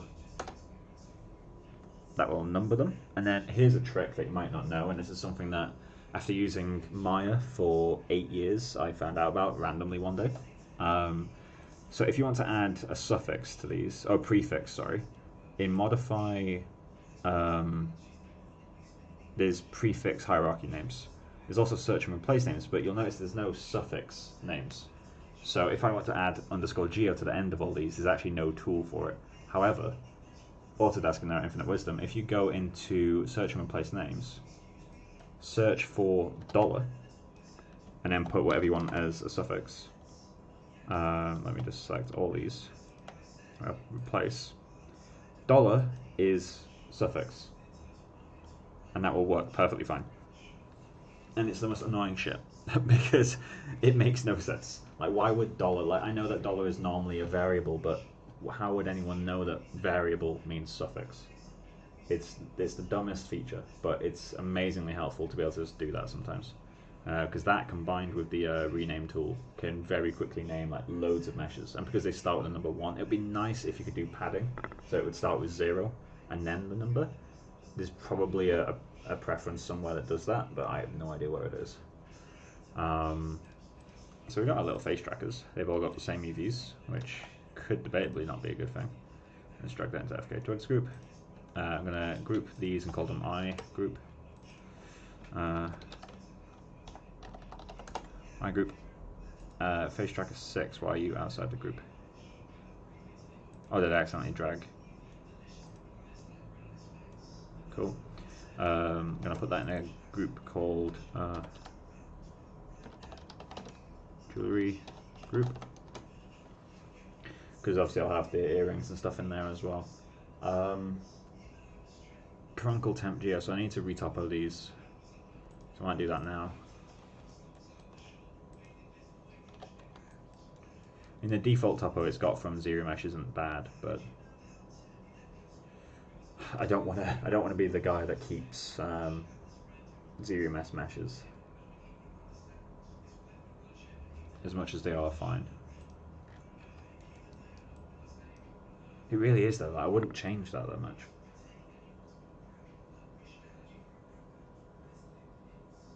I actually wouldn't change that. Okay, fuck's sake. How do I change you? I guess I would have like something going around it rather than that. Let's retopo this.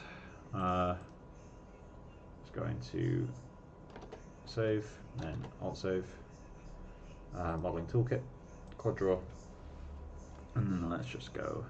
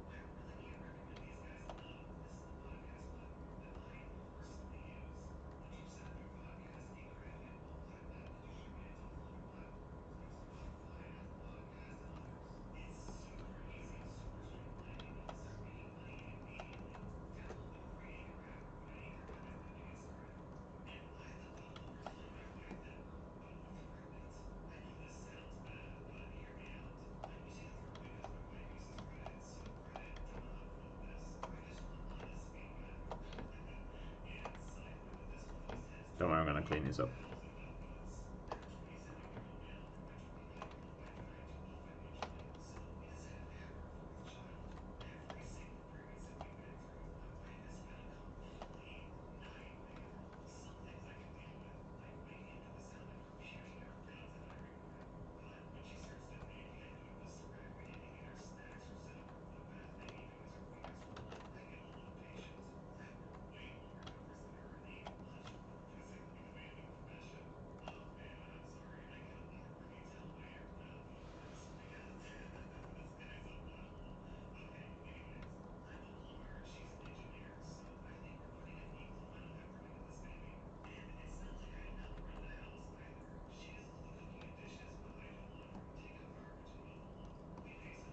Cool.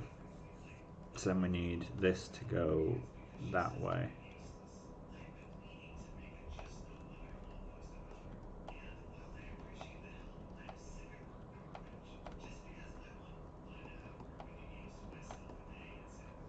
You can continue going that way.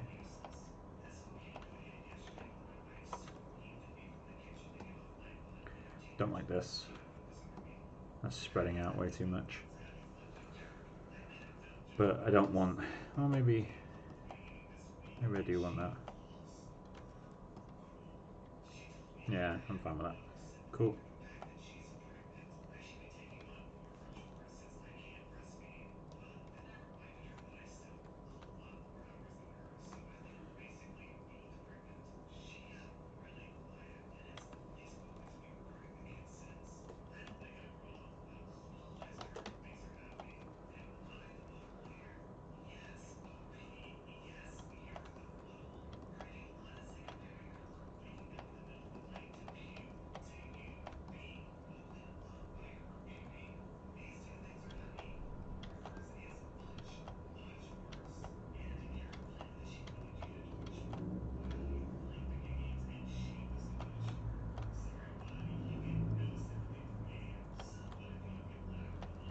Cool.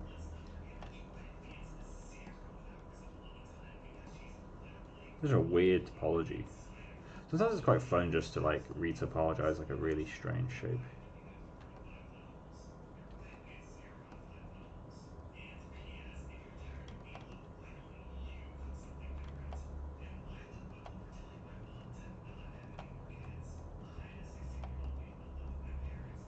Just realized I could do this way quicker. There we go. That's something as well I think is quite important. Sometimes just realizing that you're doing something a slow way and trying to force yourself to get out of the habit. Like professionally, the amount of times I've seen like slow habits that are just kind of just repeated over and over, that just massively slows down a scene or like a workflow. It's just like, just if you realize that your workflow is really slow at something, then unless like you've got a genuinely really strong reason to use it, then try to break the habit. Any unnecessary clicks you can save will save you time in the long run. That is a spiral loop. There we go. Nope. There we go.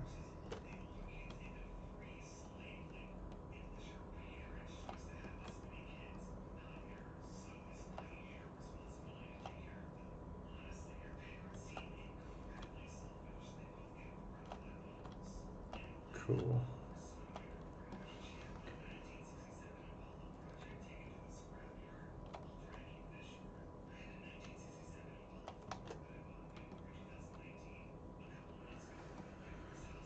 So your loop, that's never going to be a closed loop. Is that ever going to be a closed loop? Maybe. Oh yeah, I can make that closed loop. Nice.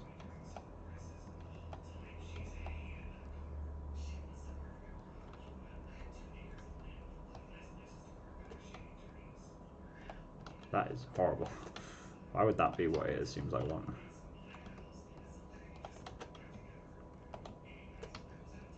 That's kind of satisfying. I didn't intentionally match those.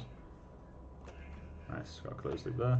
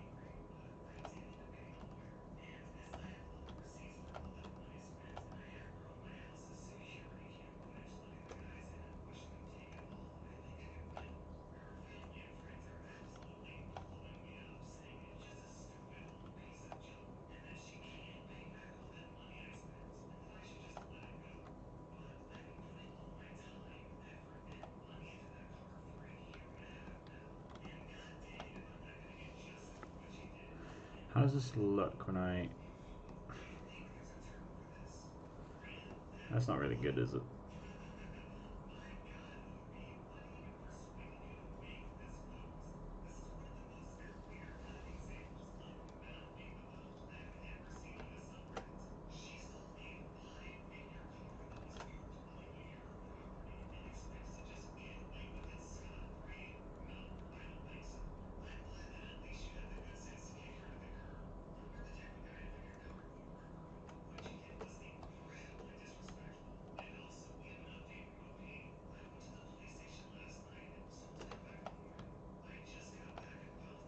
That's horrible.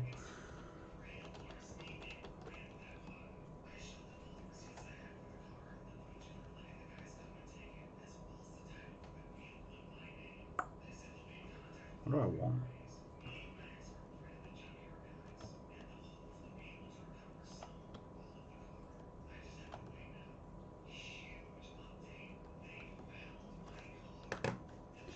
Let's delete you. Can I run a poly reduce on this instead?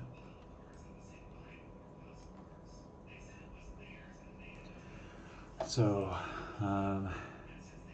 mesh, reduce. I hate the way it does it by default.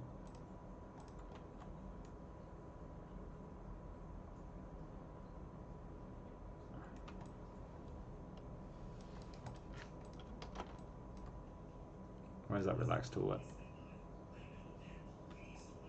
No, okay, I'm just gonna keep it as it is. I'll retop it at a later point.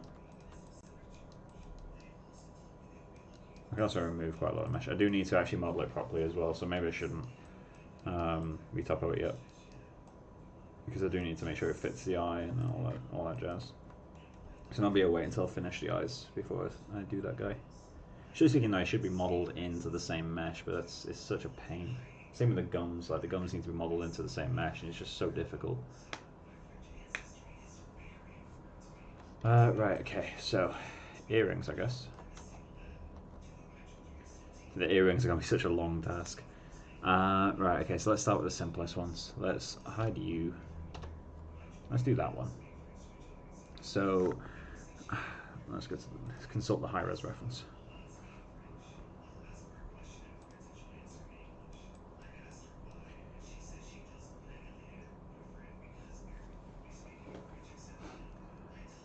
That should be simple enough. I'm wondering what the back of this looks like. Like, is this a hole? Like, is this a gap where, like, is the tiny little thing holding the diamond up, or is this just a bit where it's pushed in? I'm not sure. I'm going to assume it's like kind of a pit in the earring. I'm not going to model it going properly through the ear, I think. I will give it a needle, but I'm not going to... I probably won't model the back of it. Let's model that, though. So, let's show you. So I'm going to start with a cube on this guy. I'm going to smooth him. Let's go with... Yeah, I'm going to need that.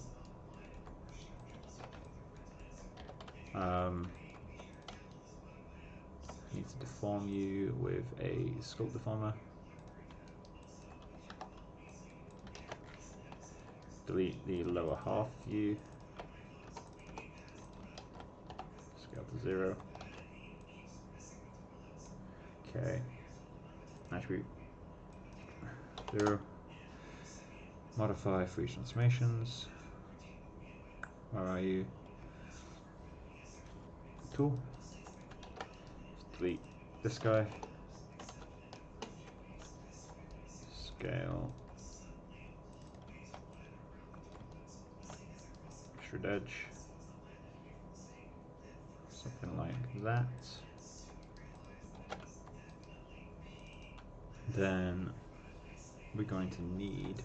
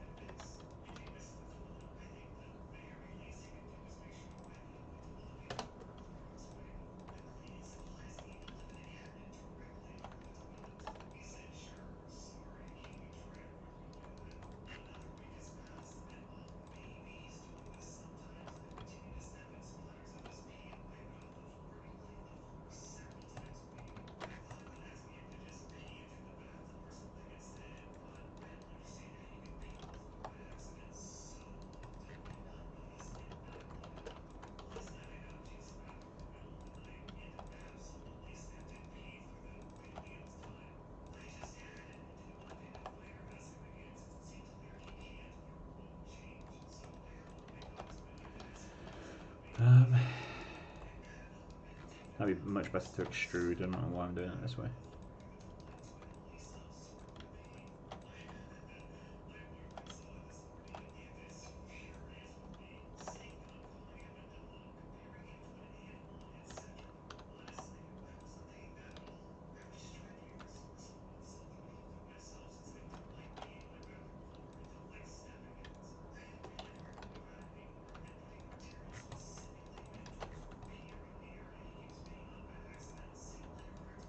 Cool. Needs to be a lot sharper, and I need to get these in. I don't think I need to reinforce those anyway, so I could probably just grab these guys. Oh, I definitely don't want to soft select that. Let's just do this, I think. I need to scale these in a little bit. Actually, no, I don't need to scale those in. And then let's grab these guys. See, what I'm wondering is, do I want to... I think I do. I think I want to do that.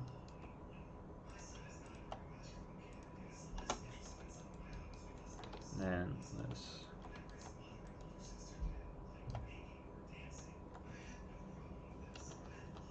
Is there a way just to split this? Can you bevel the vertex?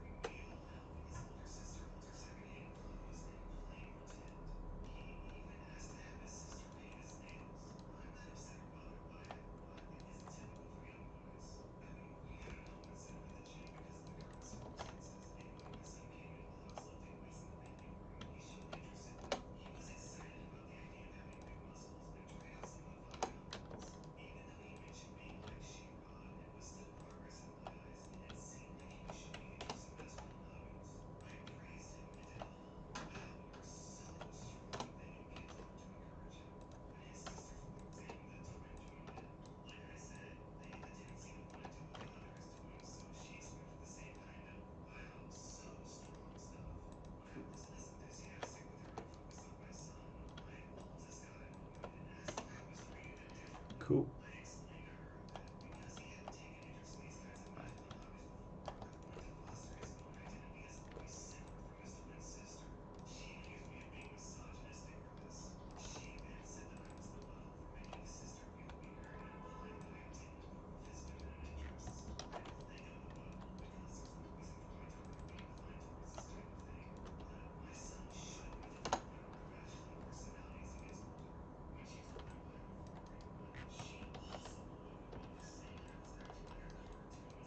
They're too wide, aren't they?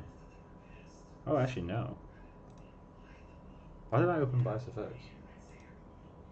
There we go. Right.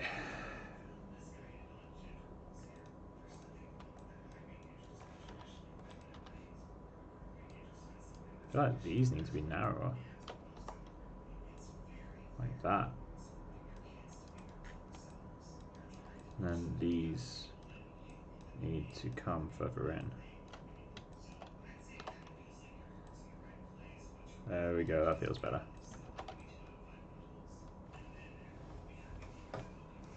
So, what shape is that diamond? This is going to be way too hard to tell, I think. Yeah, it's too low detail to tell. Let's just assume it's like a standard cut. So let's get another cube.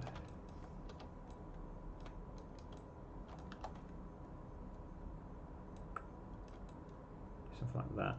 This needs to be deeper, apparently.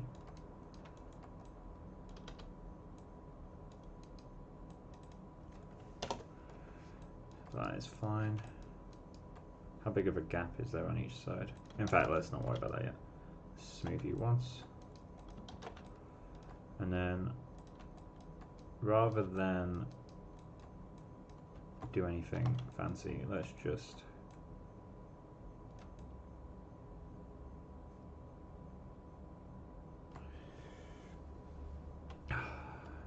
I guess I could just merge all these.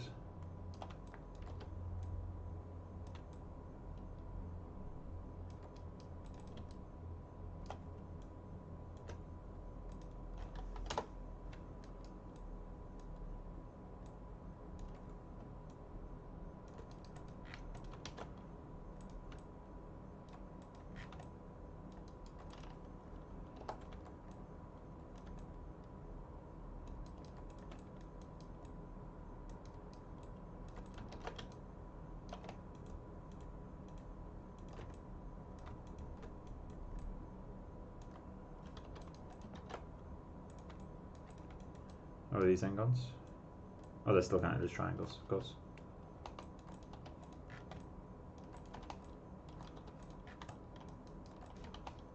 Well, now they're quads, but not really.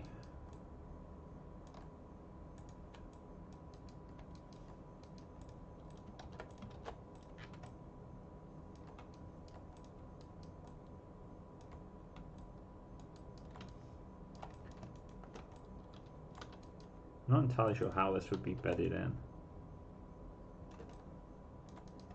That's not in the ref, so I'm not going to do that. I feel like this needs to be bigger.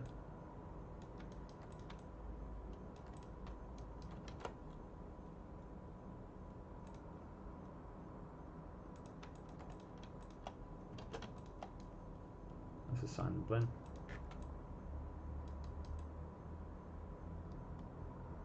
I can always replace the diamond later. Alright, let's duplicate you.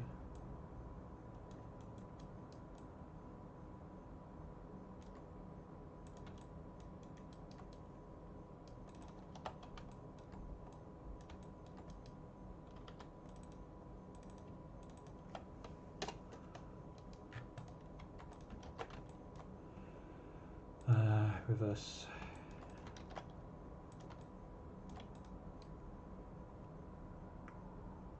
Combine.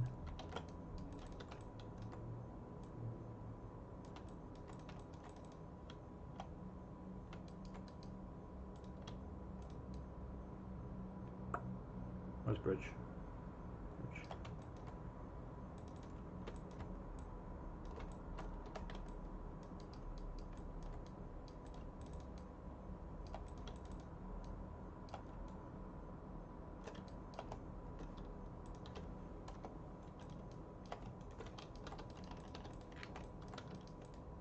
Come on, there we go. Looks too soft. Why does it look too soft?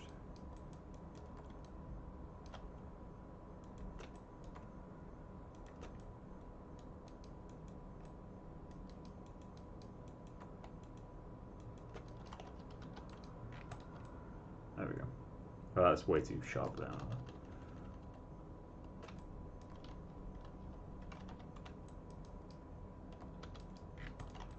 Is that too soft?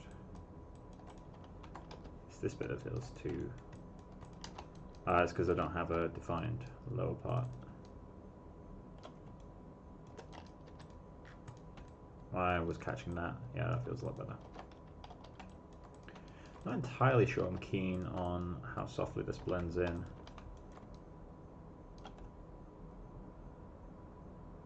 Let's do something like that. There we go.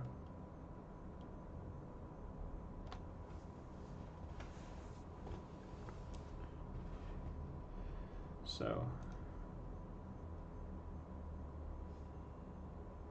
there just seems to be like some little things around it that are kind of holding it in place. I really can't tell if I'm seeing the ear through this because that's the same color as the ear, but that could also just be gold reflecting this skin. So it's kind of tricky to tell, especially since, you know, the highest res reference on the internet is this, and, you know, let's be fair, this is really high resolution. But still, this is frustrating to say the least. I'm gonna side on what I've done. I need to get this highlight in though. Oh, that's what's wrong with it. Why did I show that? That's what's wrong with it. This bevel shouldn't be like that.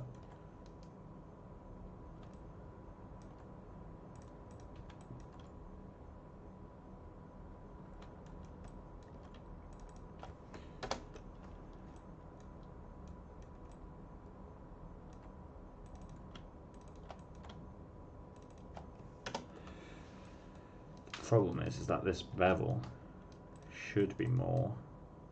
Let me just extrude this out to get the right size. Although, yeah, it should be like that. Let's add a cut right there before I bevel them. And this bevel should be like that, and then I bevel the result of that. Make that super tight. There we go, that's much better. So that's what I need to do here as well.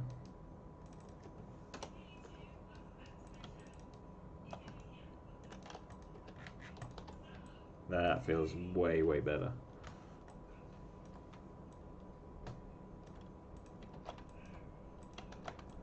I don't know if this needs to be taller in general. Like something like that.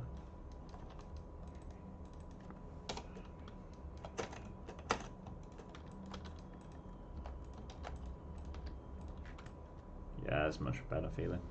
Cool, right, so how are we gonna do the back of this thing? Maybe let's just find some earrings. What's the name of that bit?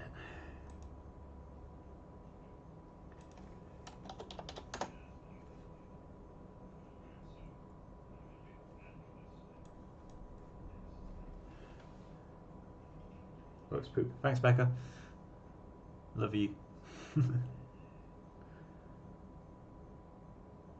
Becca, you're a girl. You might know jewelry. What's the back of the earring called? Like the bit that actually attaches it to the ear.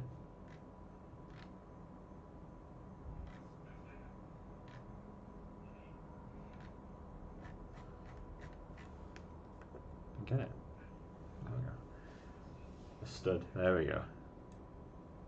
Earring. You can hear me watching in the back. Oh, really? Is that how sensitive the microphone is now? There we go. This is perfect. Thank you, Becca. Stop listening to my video, please.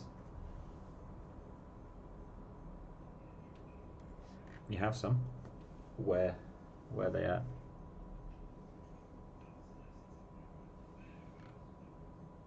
God, the delay is quite big.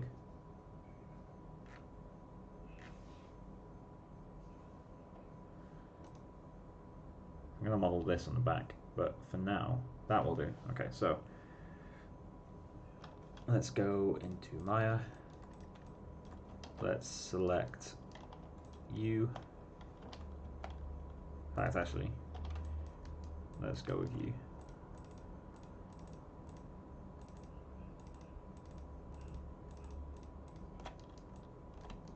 Extrude, pull you down, extrude again, pull you down and in, extrude again, pull you down and in less. And then add you, pull you in slightly, bevel you.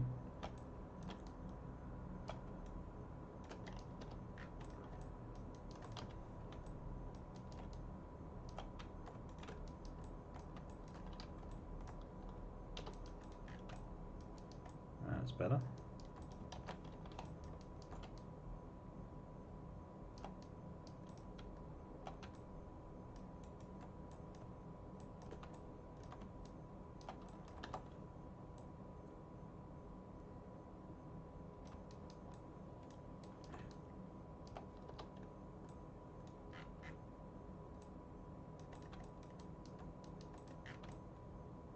This is where I'm unsure whether I should model that. The little unicorn dish on the big drawer unit. Okay, cool. One sec. Unicorn dish. Thanks, Becca.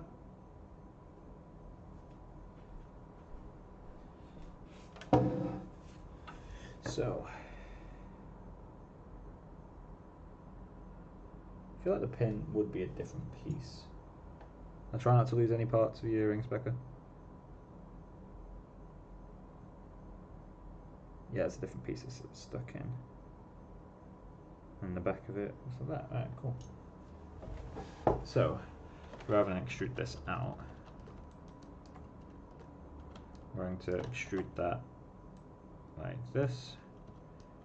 This will never be seen in the renders as well. I'm probably gonna have to do like separate like renders for the jewelry to show that I actually did this shit. Which, to be fair, is, you know, I'm doing this stuff partially to build a demo reel, so that is not a bevel.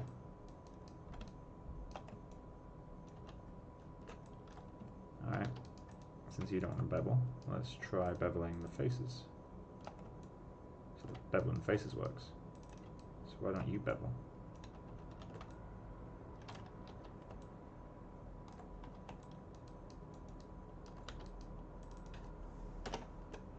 Oh, that's why.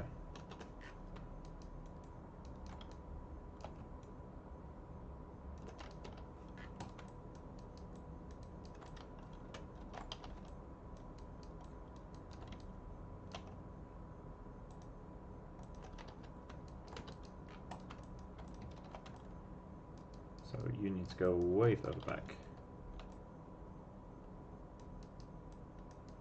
Kind of made things difficult for myself there.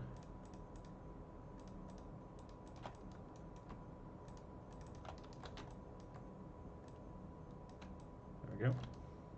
And let's just put some cuts in here.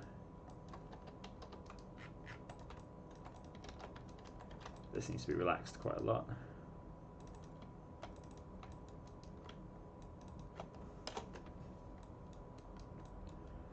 Let's collapse these guys. Collapse edges. Bevel. That's a lot better.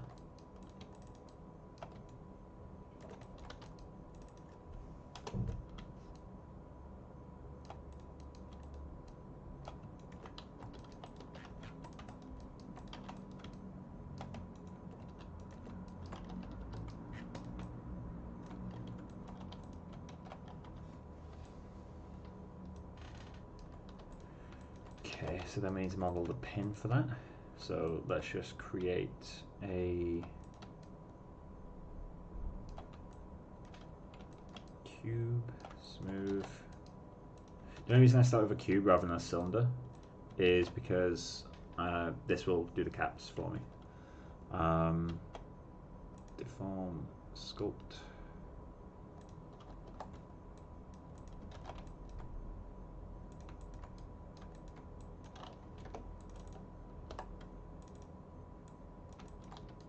Now I can just grab this whole guy, extrude him.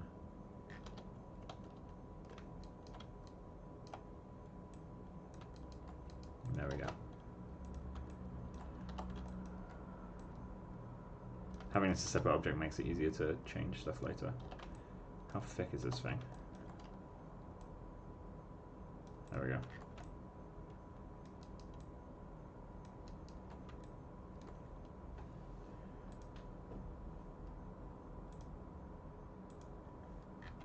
I actually don't know how large this should be.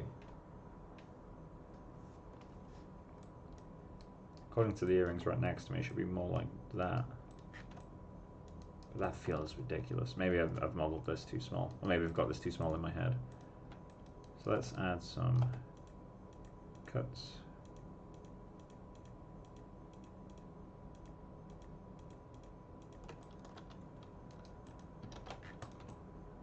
Cool. Let's grab all of these. Set to face, soften edge.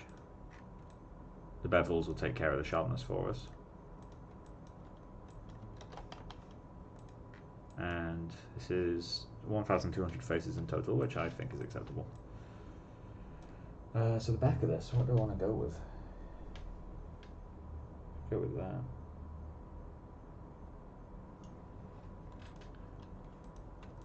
So let's duplicate you, scale you up, solo you for a second.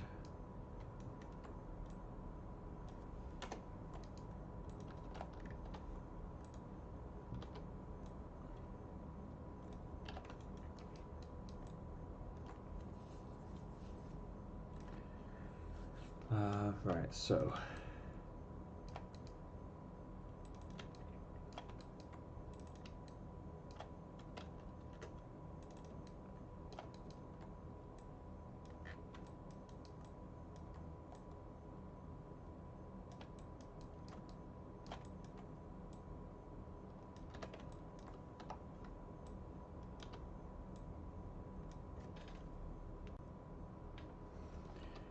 do more like that.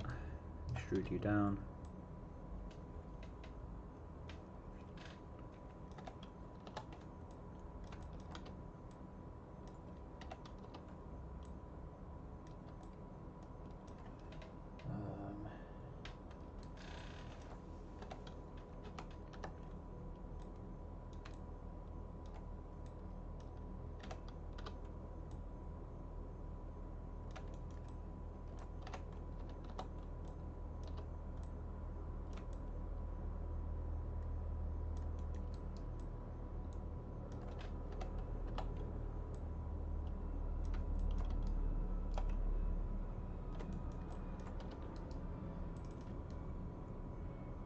Oh.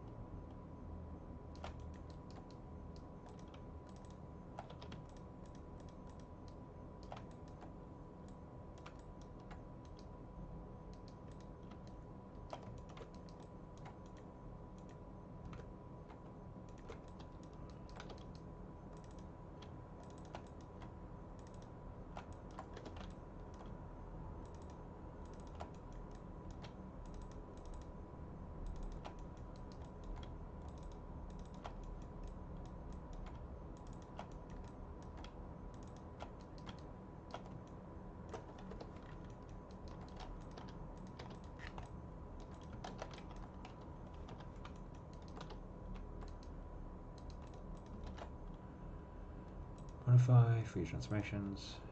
Modify center pivot as well. That's too large, isn't it? Let's squat it down a bit.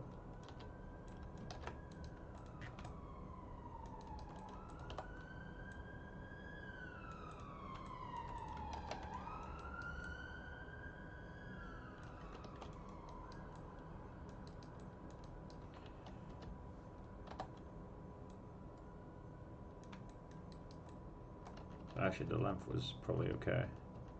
I just need to scale it down. There we go. Anyway.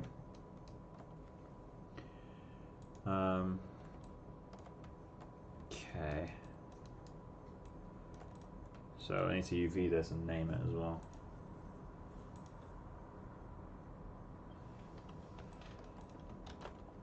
So let's call this stud main geo. In fact, let's call it stud gold.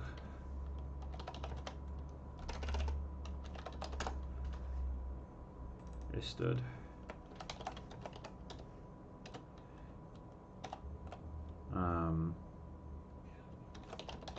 diamond geo stud pin geo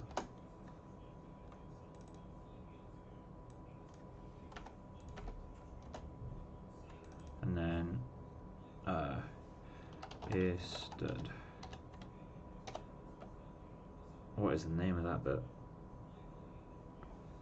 I'm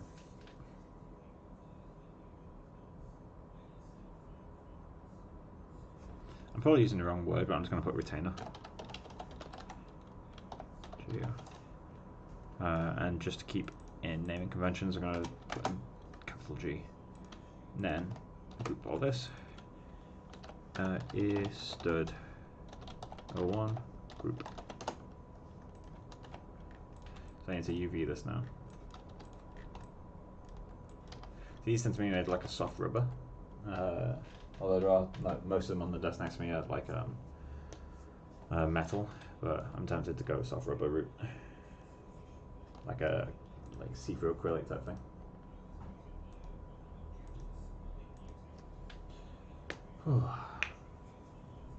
So let's start UVing. Go to the UV editing. Hello.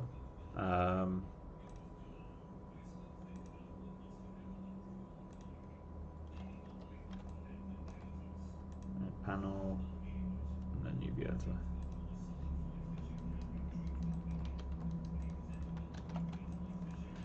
So,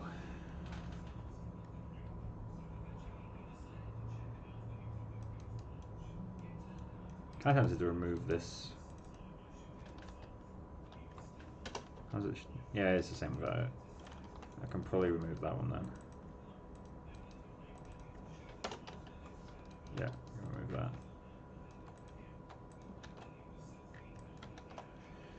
that. Don't really need UVs on this guy, but I'm going to UV it anyway. So let's just project them all for now. Mapping, planar map, doesn't matter because I'll be unfolding it anyway.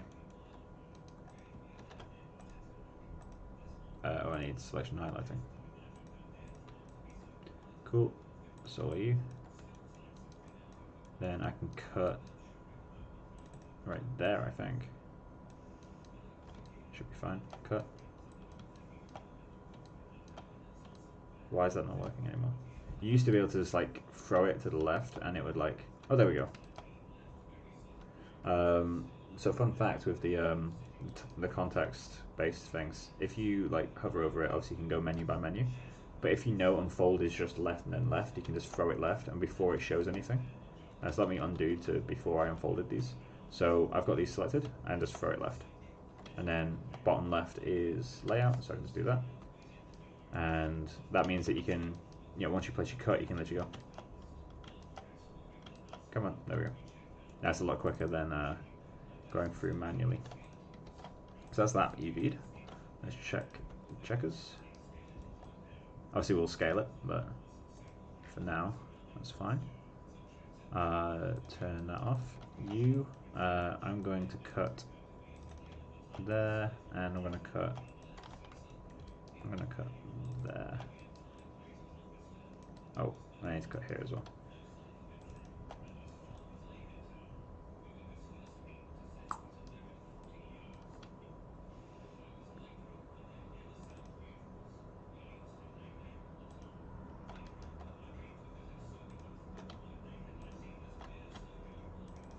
Cool.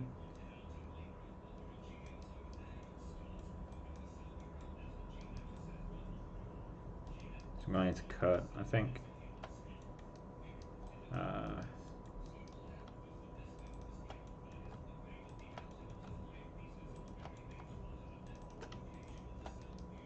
Actually, no, that's the wrong way to do it.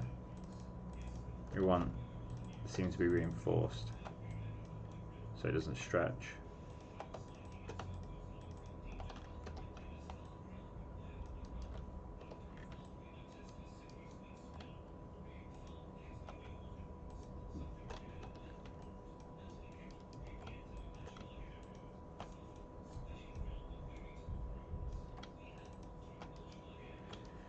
Cut all those. That should be enough to unfold it. Apparently not. Apparently so. You are at the bottom, right? Yeah. Kind of tempted to cut it completely in half, to be honest. Oh, that's going to bother me. Okay, I need to fix that. They don't cut the same edge.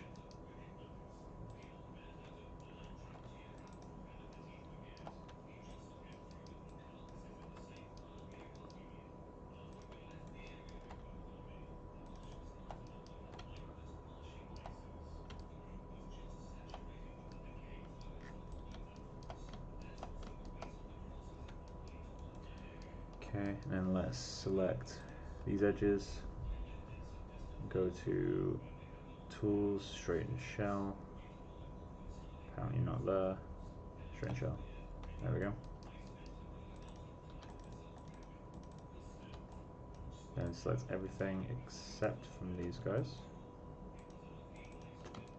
Unfold. Okay. Unfold along U. Unfold along V. And then we can just select the whole shell. And straighten shell. There we go. So that's U. These are remarkably clean. So are these. I think this is that bottom section, right?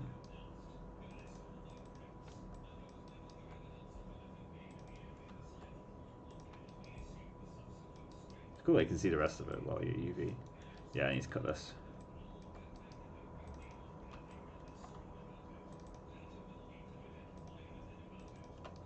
Oh, can't do that same mistake again, I think. Oh, wait, no, that is fine. Cool. So let's cut that.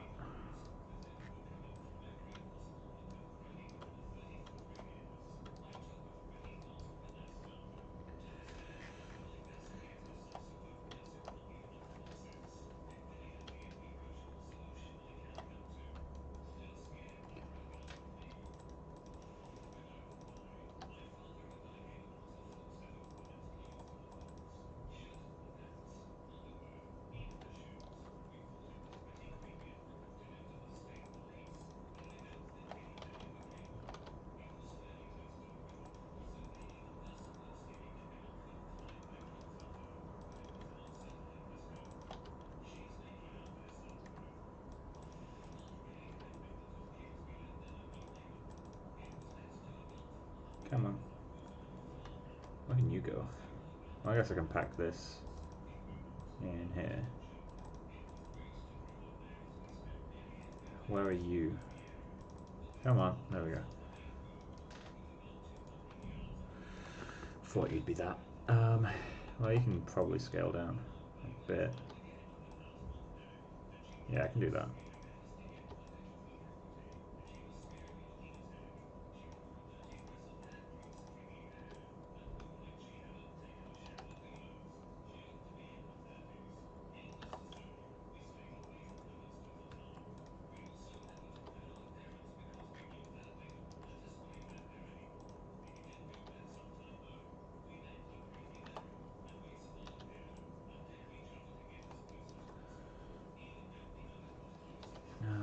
Let's do that actually.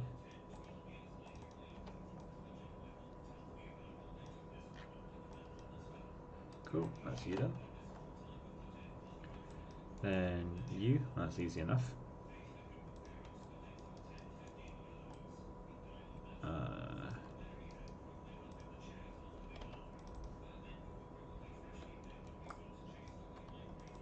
Pick one of those edges.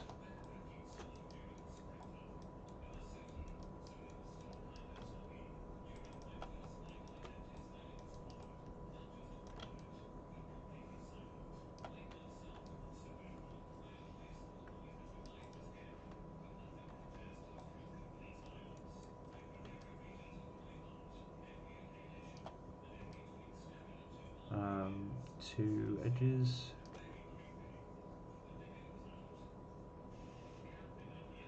Then cut edges. Two faces to contain faces.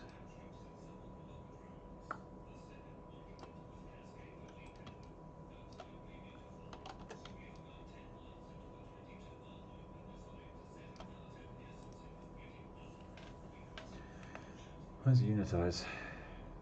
Oh, I need to switch that to UVs.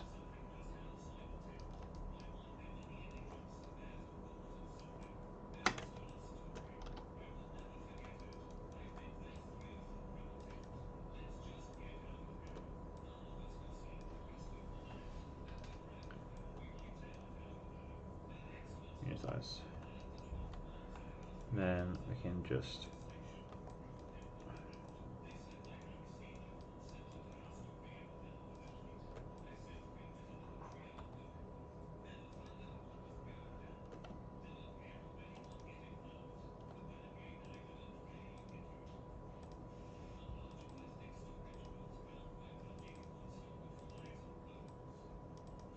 what am I doing like that? I can just do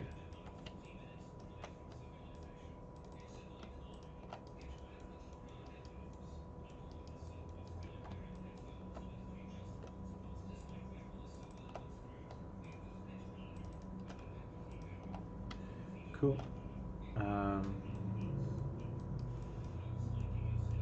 Then invert our selection and move them so.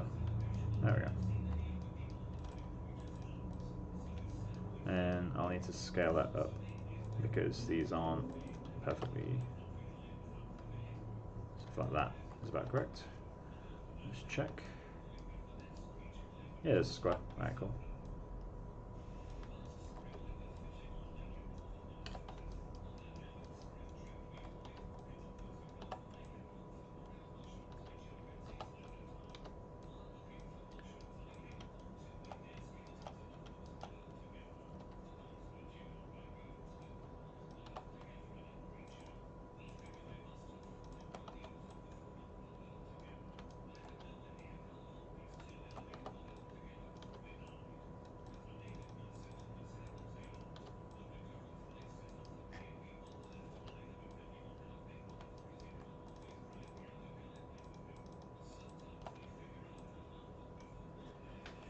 Cool. So that's that done. And the last piece is you. You do being, and I just need to lay them out together, and then that's fine. Because I'm not going to use UDIMs for this thing. To be honest, I probably won't even use textures. Using it is probably a kind of pointless task. But yeah, I guess it gives me a chance to kind of show you being if there's any beginners watching this, or intermediate people who kind of like they know the general workflows but are curious as to how quote unquote pros do things. Although I'm not a pro in modeling by any means. Right, so you're projected. Where do I want to cut? I think I want to cut. Let's go with you. That's actually go with you.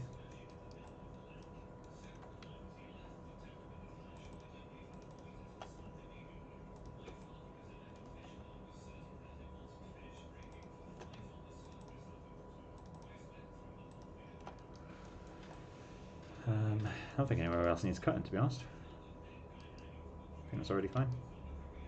Cut.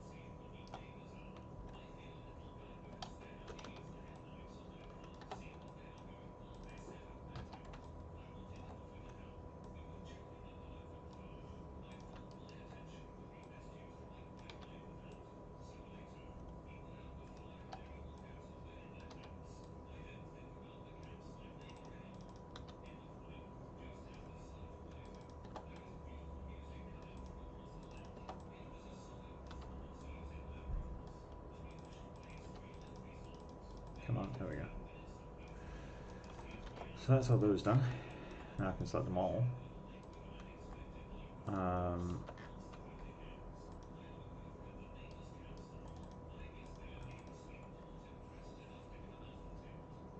Easy toolkit, transform, get. So that's 25. How does that look when I set everything else to 25? Oh Jesus.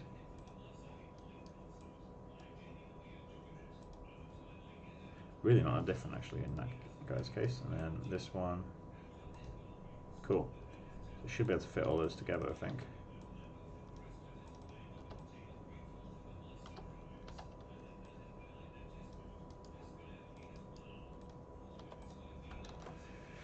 Well, not like that one.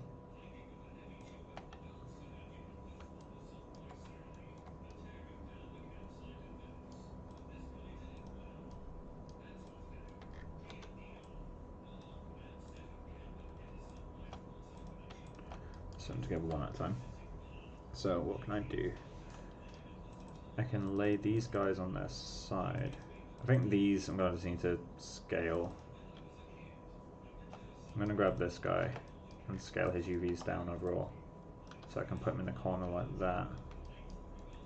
This one, I'm going to reduce his textile density. So it's not uniform anymore, but you know, I want to fit them all in one UDIM without much of a fight. So that all fits now too easily.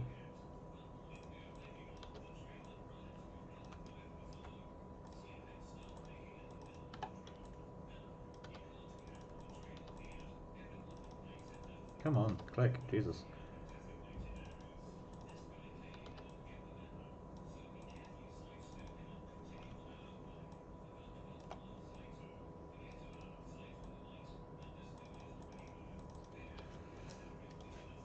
I'm going to scale you up a little bit.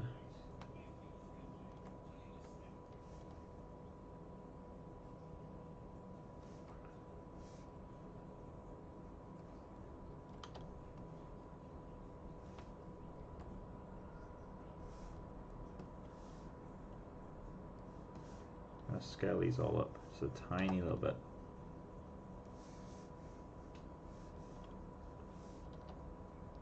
Let's move those down there for now.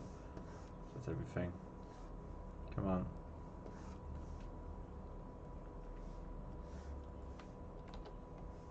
Do you fit? You do if I move some stuff around.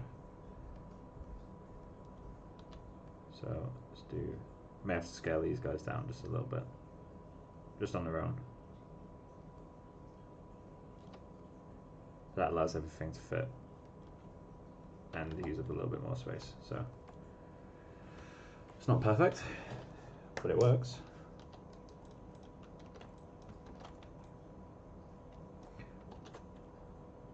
So ear stud is modelled. And all I need to do is figure out how to place it.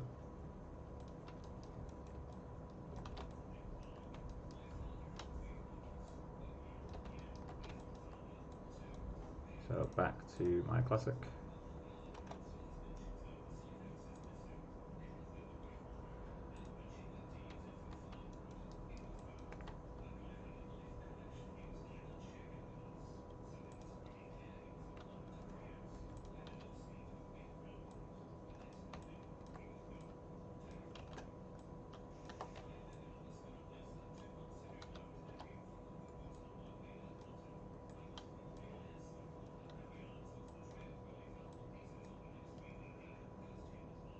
You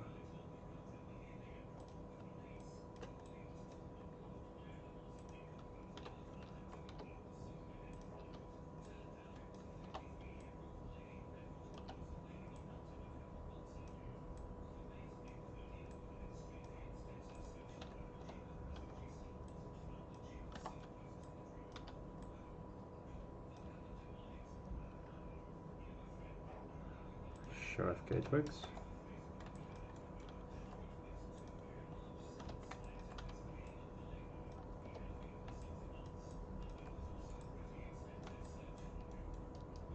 That's a good clue that our ear is in the wrong place.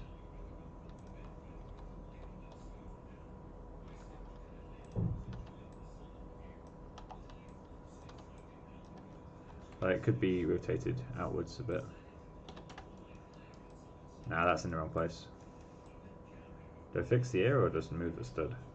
Technically I should fix the ear, right? Either way, that's one more piece of jewellery. Done.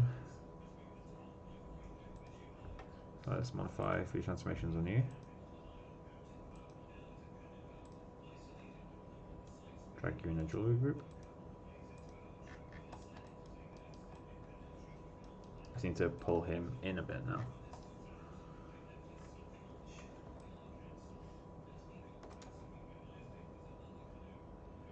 The other earrings are gonna take so long. These guys, this is gonna be a nightmare. Oh, it's gonna be so funny. These little faces. That one's simple, I think. Ah, it's got. Of course, it has something else modelled on the bottom of it. They're the same one, so that's good. I can reuse those. This, I'm not sure what the shape is. Does the other give us any clues? The other is different jewellery. I've underestimated the size of this task. But it's fine. We'll get through it. This series is going to be the longest one I do by a fucking mile, though. Like, holy shit, it's going to take a long time. In terms of the jewellery, I'll probably procedurally shade it. I don't think I'll paint anything. Because it's just gold. Like, I just need some roughness variation with, like, ambient occlusion, that sort of stuff. There's nothing too major.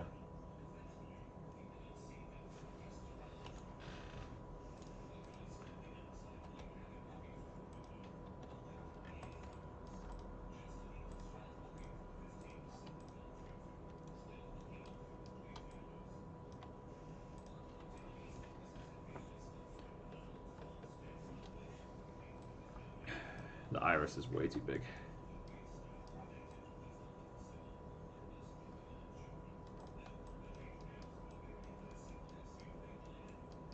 You need to move.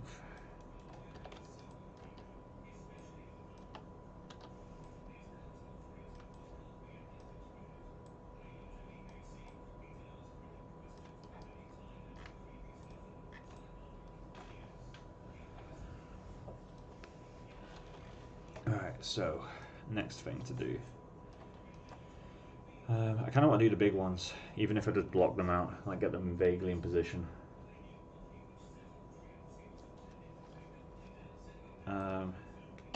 Shading the little diamond on this guy is going to be fun. I've never shaded a diamond before. It's literally just like high IOR and add some dispersion, but still, like, I've never done it before. This asset's going to be a rendering nightmare though, because there's going to be so many like reflective caustics and stuff from this sort of shit.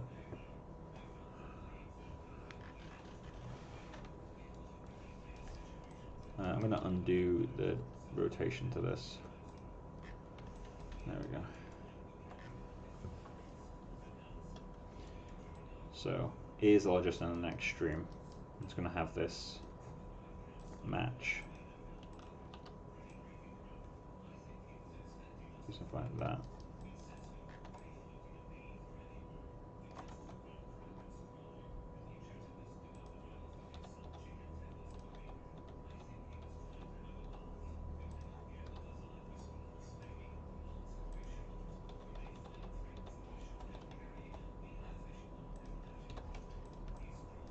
Yeah, I just need pulling it.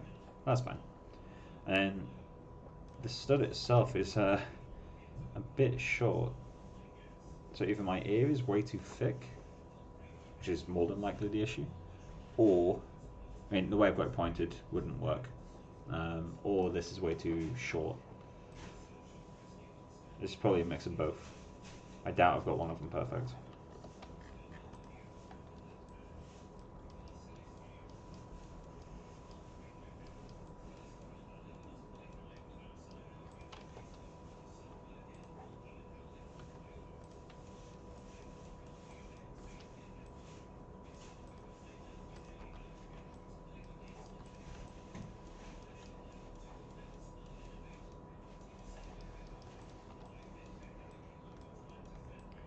Right, next earring.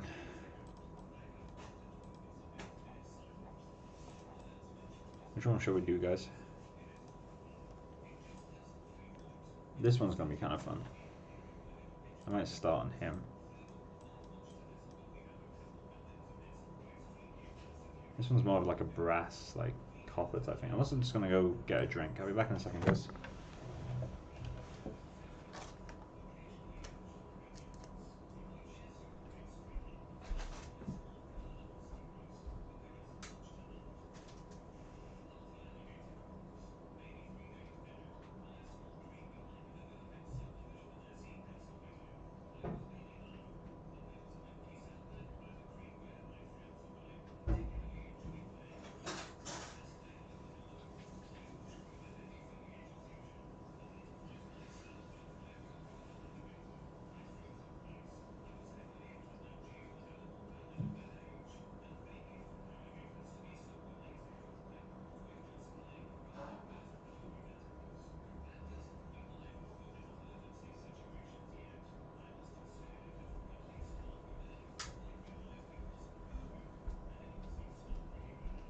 I have some water.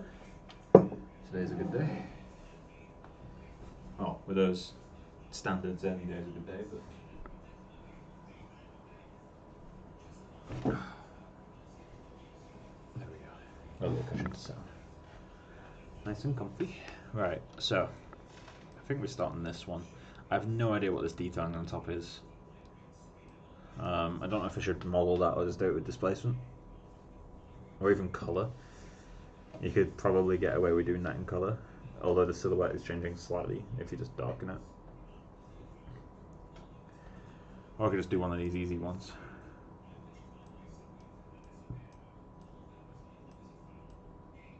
God, these are going to be a nightmare.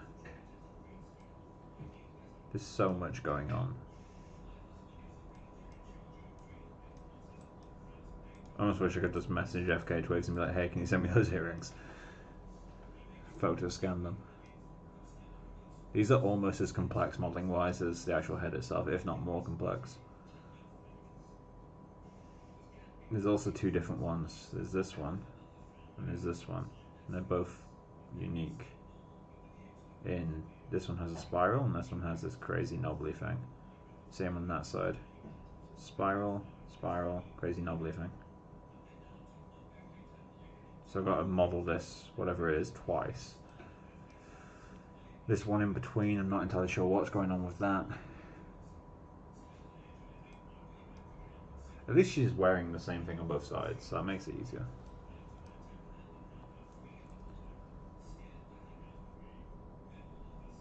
Right, okay, let's pick one. Let's start this guy.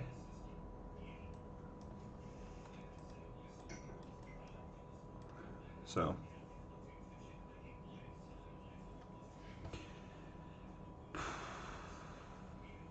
cylinder, delete a trunk, cut. No idea what to do with that. Let's get started.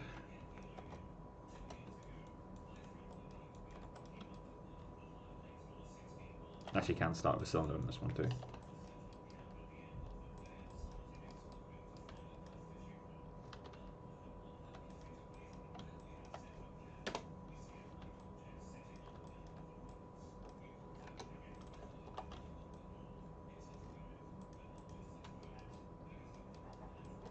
Alright, let's model it facing forward.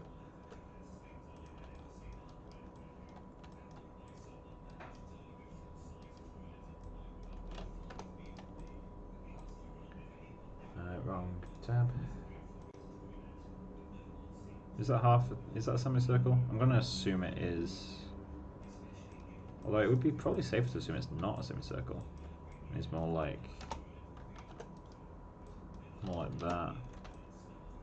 Yeah, that feels more accurate.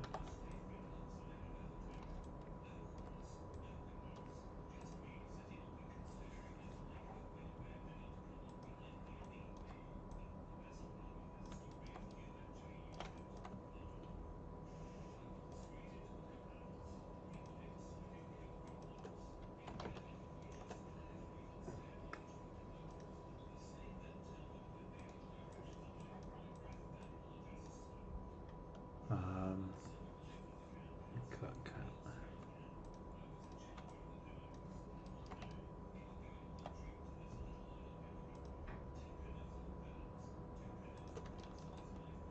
And how many of those things does it have? 1, 2, 3, 4, 5? Which means I need split those in half each. 1, 2, 3, 4, 5. On each side, so I need 10. How many do I have? 1, 2, 3, 4, 5, 6, 7. Oh, fuck you. Let's make a new cylinder. I need 10 in that same region. So let's create a cylinder.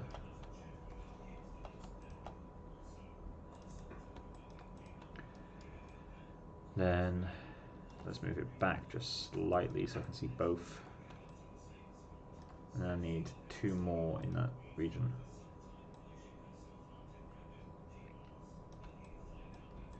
So 1, 2, 3, 4, 5, 6, 7, 8, 9. Ooh. 1, 2, 3, 4, 5, 6, 7, 8, 9, 10. If I rotate that, that's fine. So let's get rid of you. Language. Did I swear?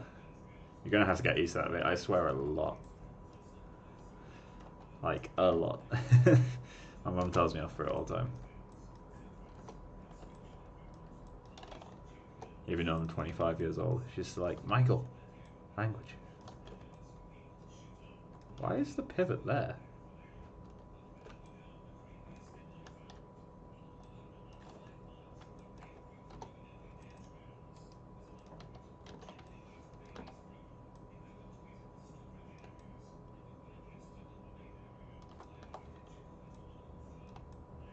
Right, there we go. Why is it not one in the middle? Did I miscount? 1, 2, 3, 4, 5, 6, 7, 8, 9, 10, 11.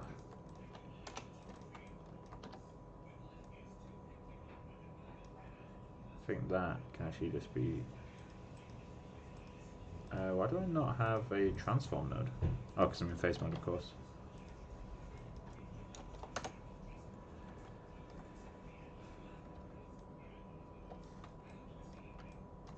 I need to rotate that by hand. There we go.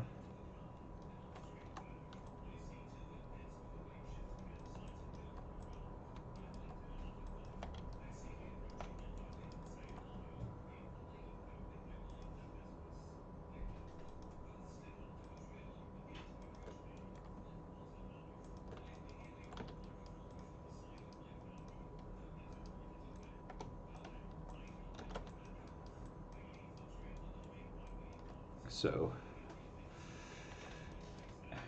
1, 2, 3. Cool, so that's what we want. So that means I need to bevel these, this, this, and this.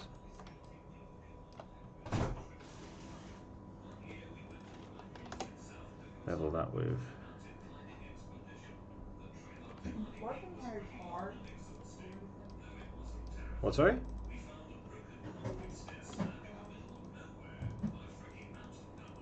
washing your hair harder than things? I headbutted myself. Oh, headbutt yourself? Uh-huh. How does that work? Up the end.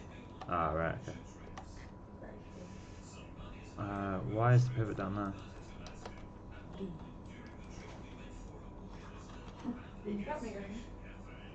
Yeah, I've got your little thing on my thing. I'm gonna try and build a light on, okay? Sure. Any chance you can turn the phone down a little bit when you go back to the bathroom? Right, I'm chill. Why is the pivot down here? Why? Why are you down there? I can just snap it to you, but still, I shouldn't have to. Oh no.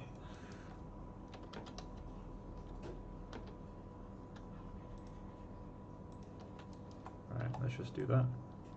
And then move it back up. Cool. Don't know why it won't let me just. Why is it not picking the middle? Let's reset tool. Yeah, I don't know why it's not doing that. Alright, cool. She's being a pin.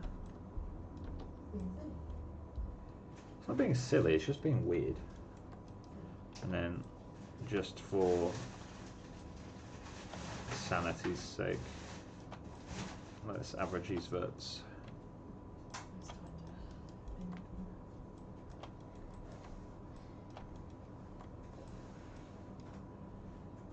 Not merge verts, average verts. Hammer that a few times. There we go. Very nice and clean. Check the ref again. Those will be subdivisions later, and that will need a circularize.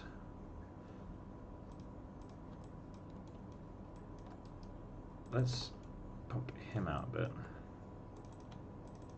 Bevel these with 2 segments and inflate those in.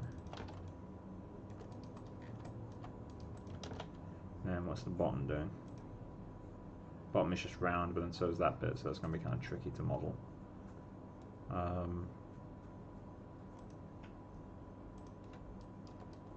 So, get these guys, extrude face, pull them out a little bit, scale them down, only slightly though, and extrude again, extrude down a lot.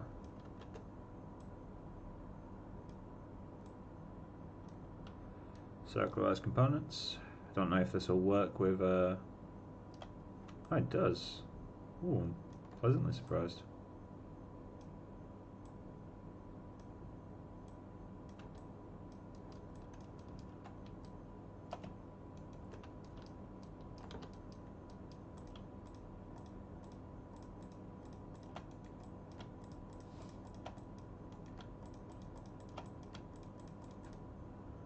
Circularize components. But let's just save before I do that. There we go. Where is circularize? There we go.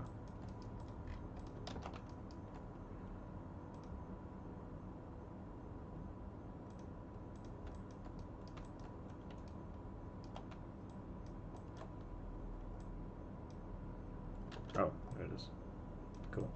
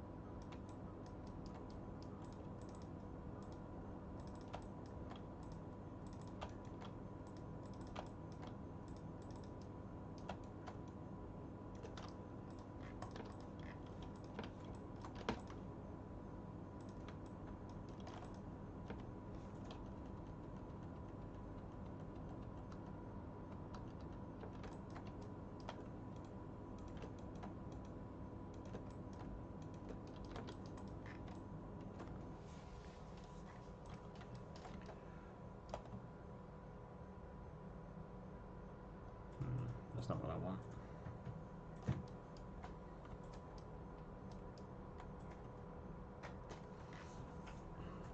How can I handle that then?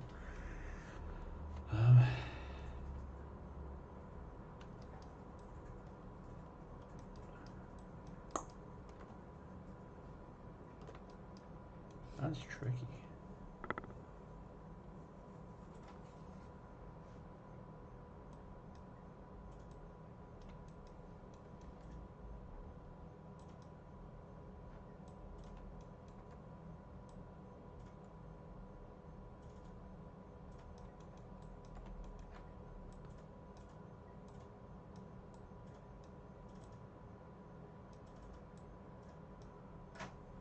Don't know if this will work, but let's give it a go. Oh, I hate you. So we're gonna get some triangles. We can solve those quite easily though.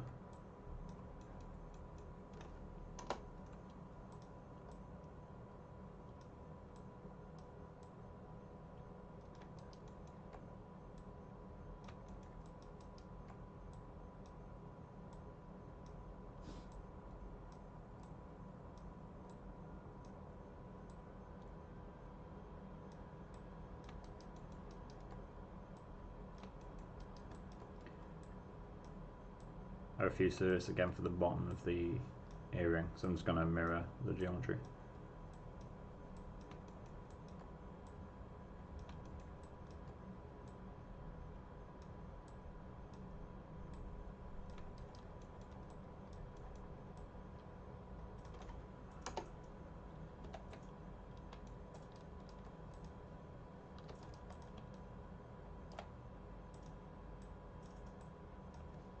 So I can kill the triangles. I circle loop there, circle loop there. Well, I'll have to clean them first, but let's see. There we go.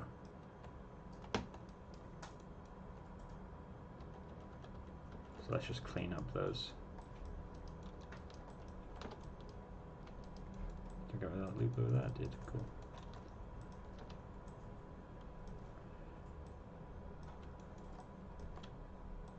Grab all of these.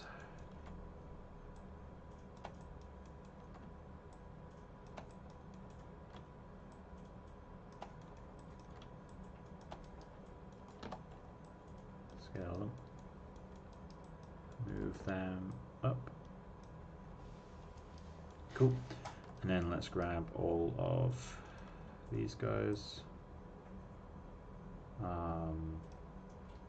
Yep, I guess the triangles as well.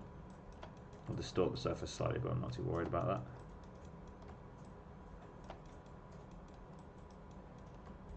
Oh, do we grab those as well? I guess we do.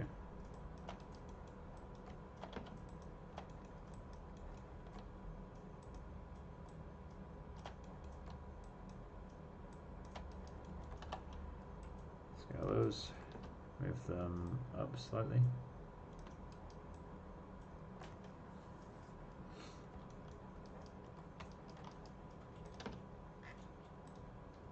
There we go, so that holds its shape a lot better now. Here's some pinching here, which we're going to have to solve. I'm not entirely sure how we can solve that, to be honest.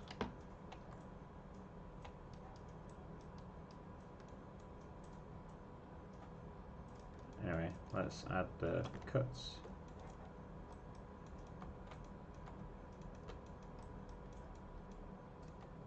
So these are no longer quads, these are no longer triangles.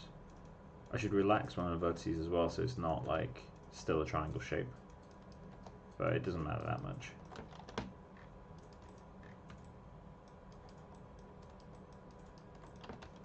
Cool. And rather than do that again, which would be cursed, let's just mirror you on the y-axis.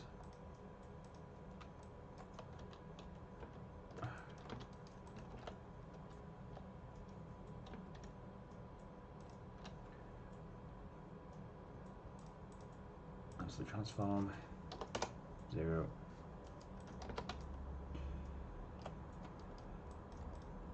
And then I can just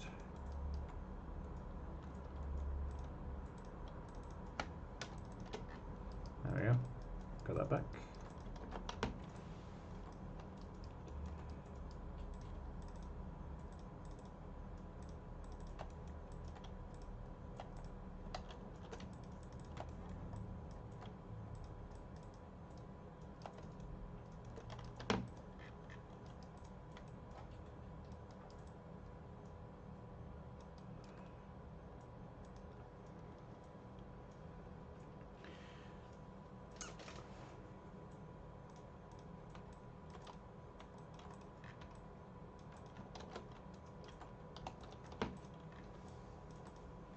So how do I get rid of that?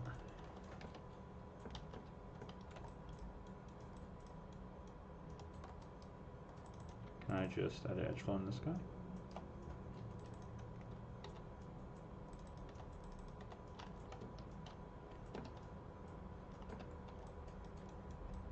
Ain't gonna go away, is it?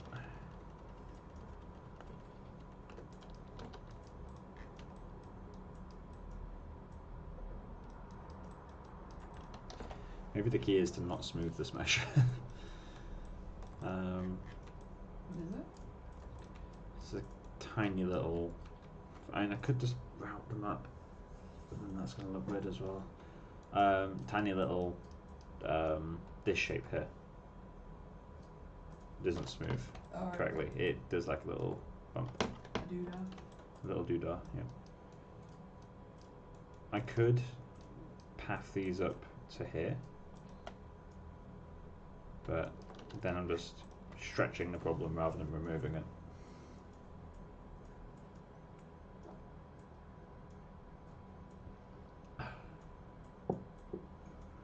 So what can I do?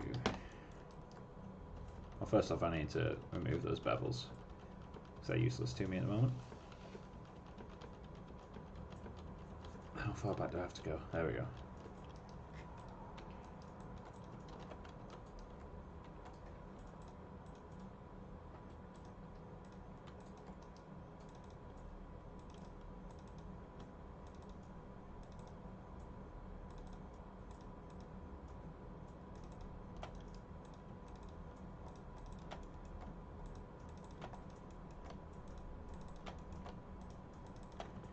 Convert to edge perimeter. There it is. Harden edges.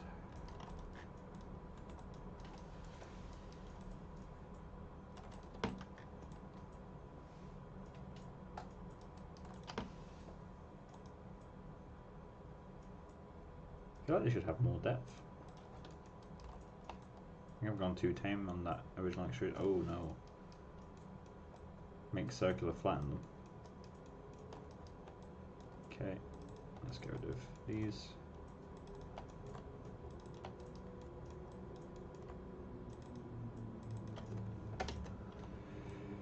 Right, how can I fix that then? Does it literally just come down to doing that?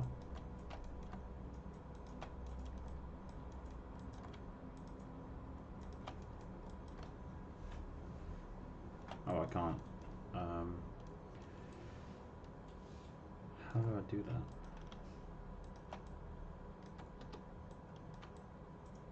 So on the front, it's easier, just drag it by the z-axis.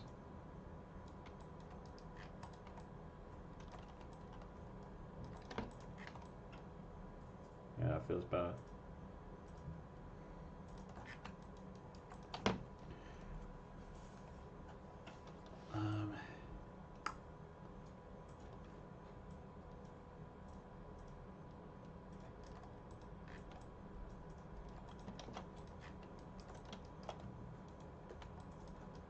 Why do you not go through anymore? Oh, because now it's... Oh wait, shit, did I make an angon? I did make an angon. Oh wait, no, I did too far. I've still made an angon. Oh, damn it.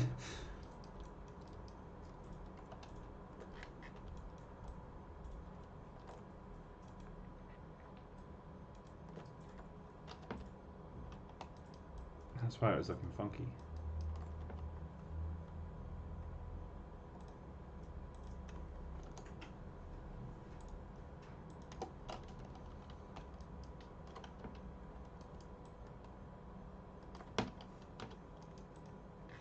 Might come back to this shape at a different point.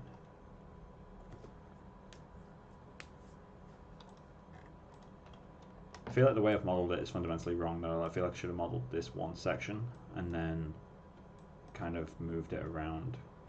So yeah, I'll come back to this earring at a different point. So I've gone at it fundamentally wrong.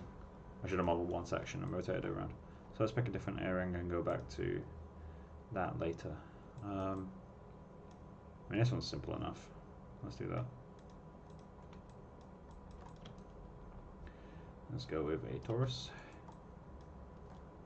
Let's rotate you, I guess, Z forward, so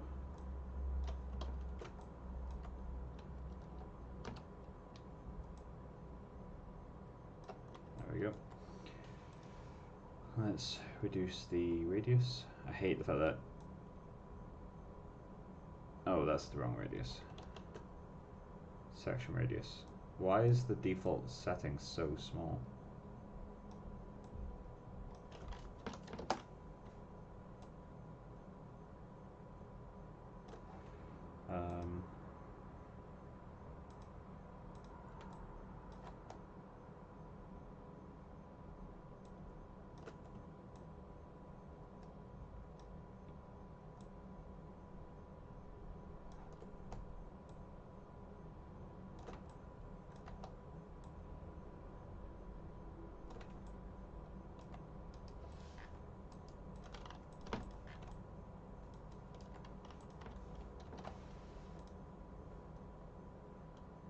Normally they're flatter on. Why do I keep opening ZBrush?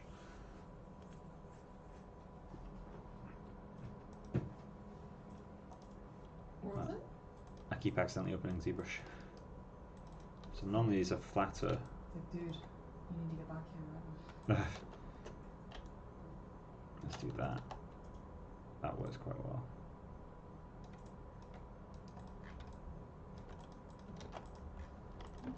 Right, so that's flatter now. That's good. Should I bevel? Not in reference, but should I bevel these sides?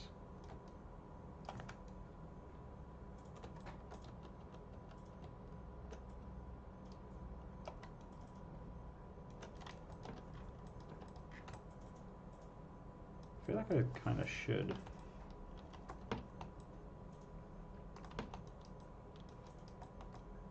Beautiful.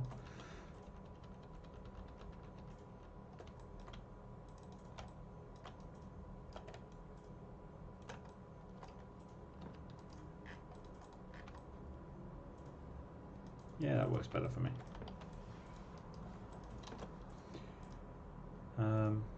Again, not strictly what's in the ref, but that's not always the most important thing. Do I model this piece properly? What piece? This, where it's actually like spot welded, no, not spot welded, but like fused on, or do I just make a separate torus and plug it through? You squish it. What? You can give it the No, I mean like this tiny thing here. Like that's a small loop that connects to another small. It's like a chain link. Technically, I should extrude this out, but then I'm not that bothered. If you're not going to extrude it, even give it a bit of weight, you know, like to make it feel like it's spot welded. You know what I mean? Like it's got like a little bit of. Yeah, like bevel the push. separate mesh. Yeah, like it's got a bit of push. Okay, let's create another torus. Alright.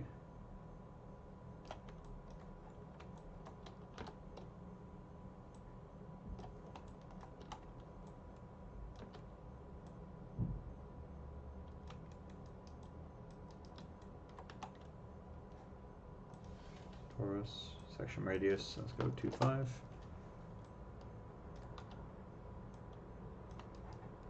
How small should this be? Very small. Should also be very tall. So let's do.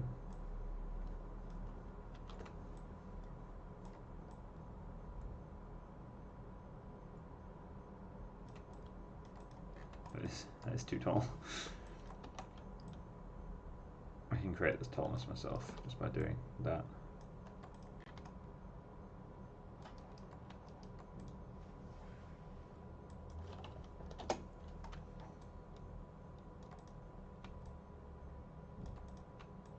Ooh. Let's scale that down just a little bit.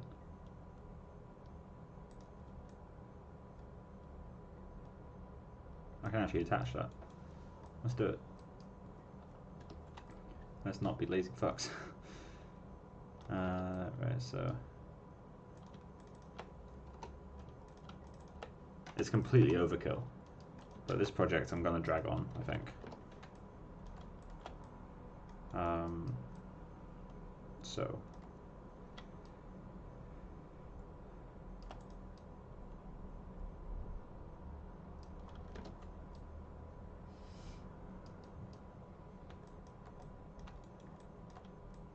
Count for the vertices.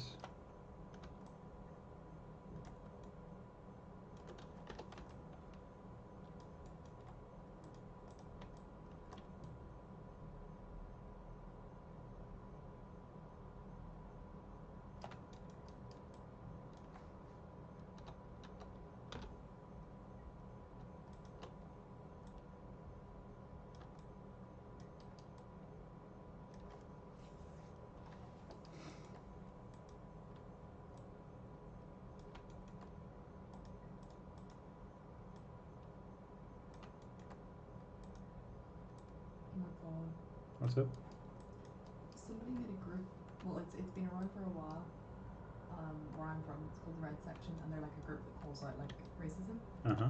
But they went through, so our local radio station shared like posts, and people were posting. When I say racist, I mean terrible, like direct racist, Yeah. like quotes, like horrible stuff. Right. But what they did is they've compiled an album Oh wait, I've seen that. of the comment, the person, and it says like workplace where they live, Yeah. and where they studied. Someone's went and done their research, but it's been I've shared it. People in America are sharing it. Fuck. It's spread. I just didn't realize until I looked on. I was like, oh my god! Like, someone else shared it, and I was like, wait a minute, they're American, and I like they probably wouldn't have shared it. They haven't shared it from me. They've seen it from somewhere else. Yeah. Which is crazy. That's crazy. There's some people out there very much got the wrong opinions and stuff. Right, let's combine these.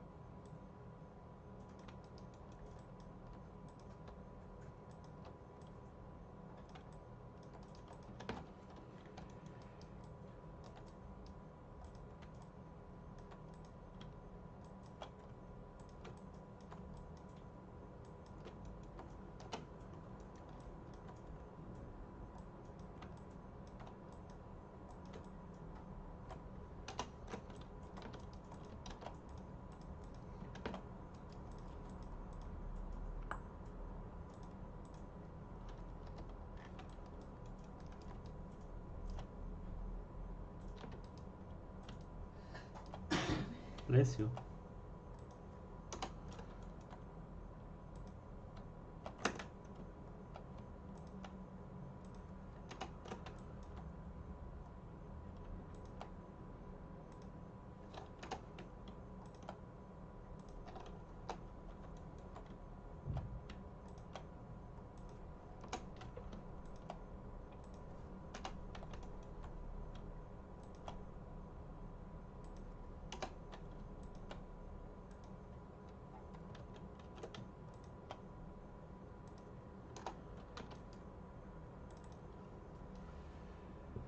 Make circular.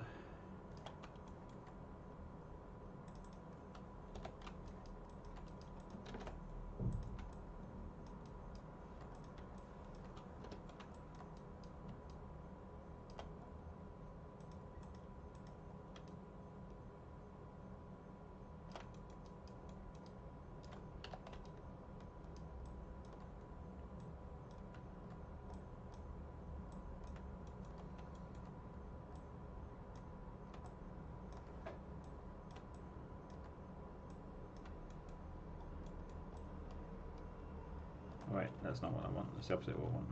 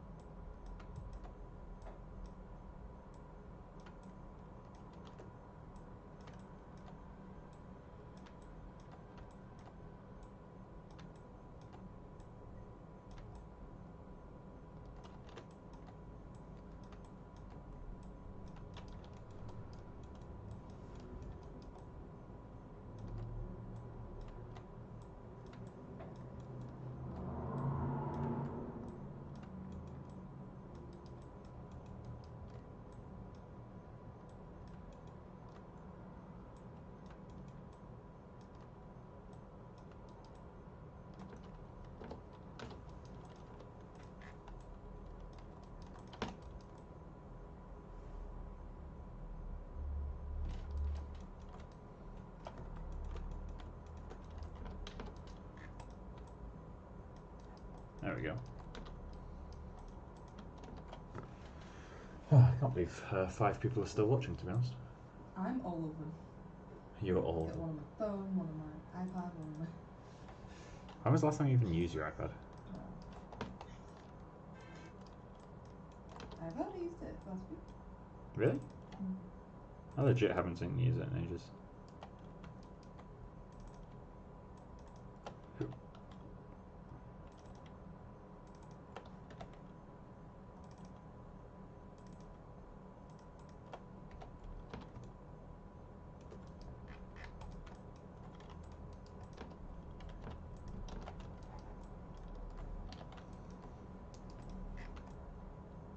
Right, so now we've got another piece we need to make. Keep opening OBS for some reason.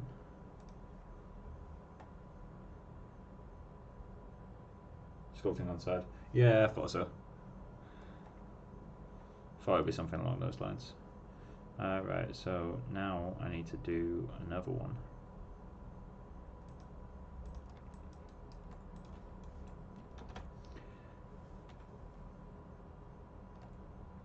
Do you know anyone using Blender at the office? I've never seen it. If someone is, then not something I'm aware of.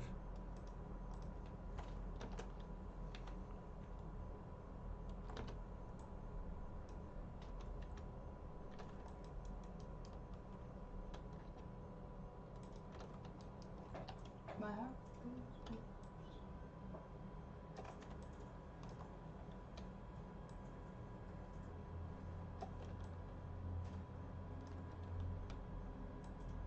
TikTok got that song in your head. Mm-hmm.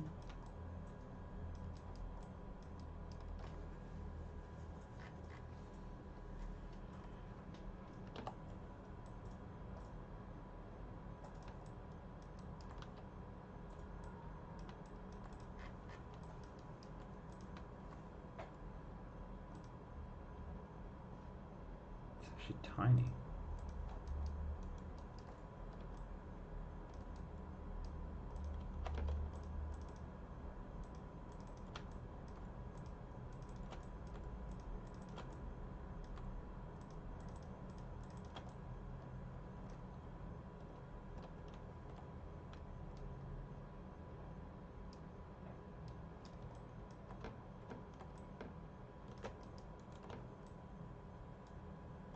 Yeah, I found Blender is quite clunky in that way.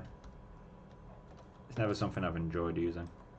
I feel like it's something that people say is great because they haven't gotten used to how regular industry tools work.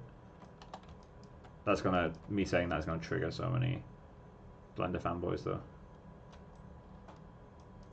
Please don't attack me with your badly rendered models.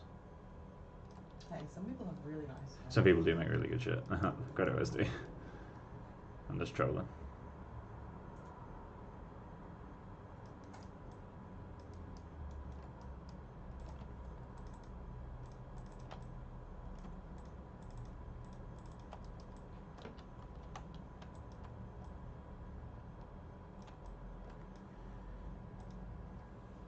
Oh, it's actually the other way that is thick.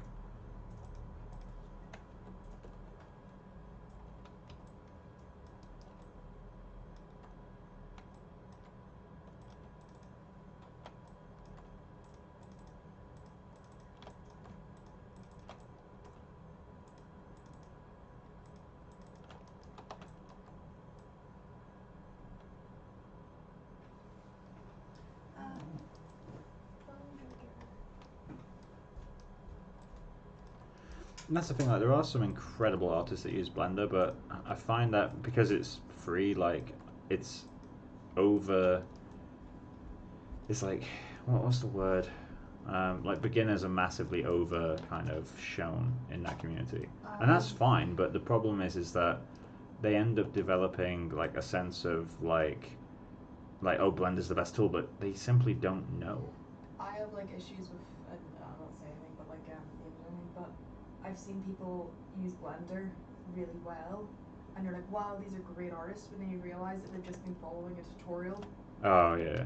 And then whenever they go to switch to other softwares, especially for look dev and stuff, they can't do it. because Yeah. they don't actually know how to do it without. They don't know the fundamentals. They just Yeah. know that one tutorial. That That's one of the reasons as well that I don't personally like tutorials that are step by step.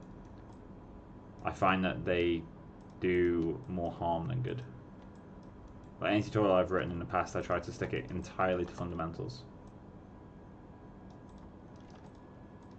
That is some awful topology, but it's one piece, which is all I seemingly care about today. Because I'm being obsessive with how I'm doing some of these.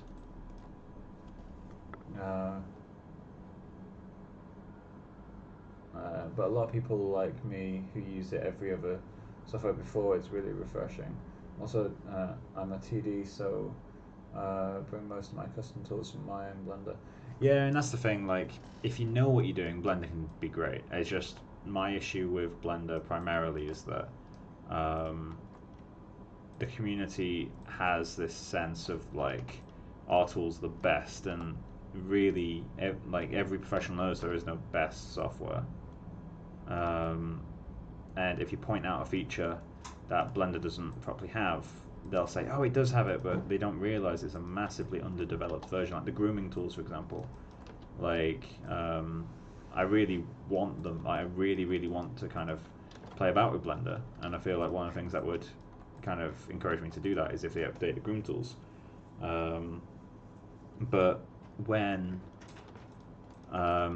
whenever I put anything like that on a Blender post, I always just get, yeah, it's got grooming tools, look at this artist, this artist. It's like, yeah, sure. Like, I'm not doubting that it has the grooming tools. And like, I had one guy who was like, oh, like, Goodbye Kansas use it. And I messaged the head of CG there, and he's like, oh, yeah, we do use it. But they use it for guide work. And it's not like a primary tool by any means, and the procedural side of Blender grooming, i.e. like clumps and that sort of stuff, is massively underdeveloped still, so it's just, it frustrates me. The entire community, well, not the entire community, a lot of the community is fine, but the ones that are the loudest are the most annoying. Everybody knows Houdini is best. Well, to be fair, Houdini is pretty fucking good. Houdini is really good, I'll give it that. I think there are very few tools that people can legit say like are the best at something. Like, I'd say ZBrush is one of the only ones where we can say like fairly definitively without much controversy is the best sculpting tool. I don't really think there's any controversy in saying that.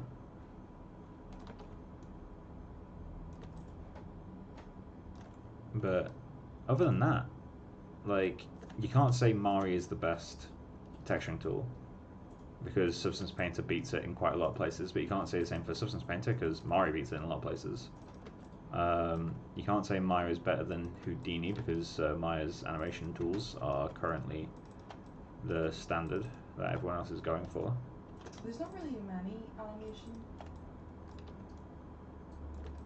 like, you know what I mean, like tools which like Maya for animation.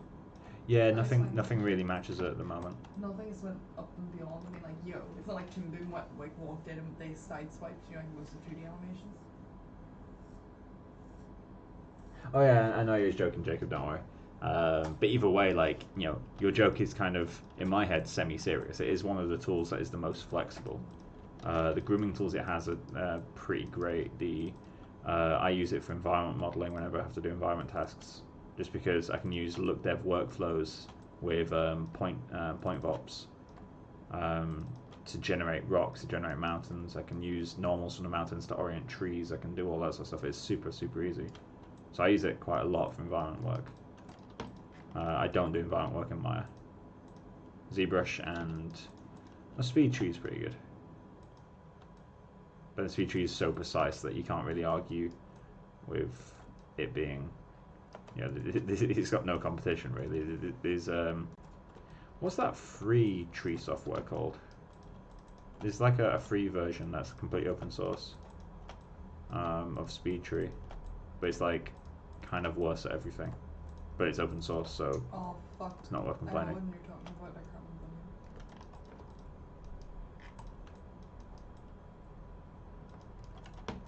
remember. I'm gonna delete these edges.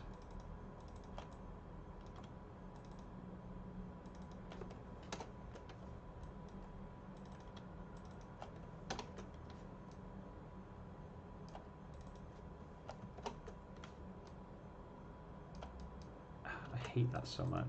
If you don't have an edge selected, you can't use multi-cut. It's quite a dumb feature.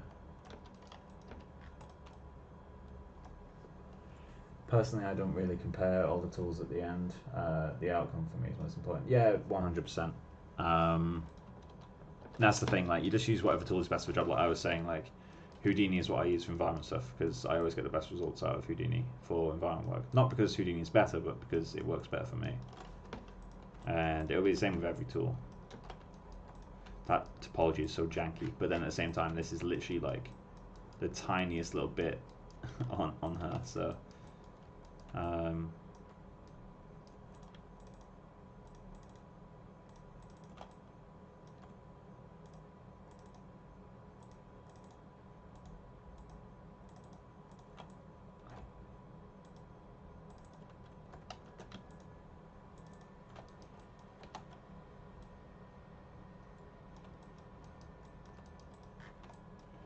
cool.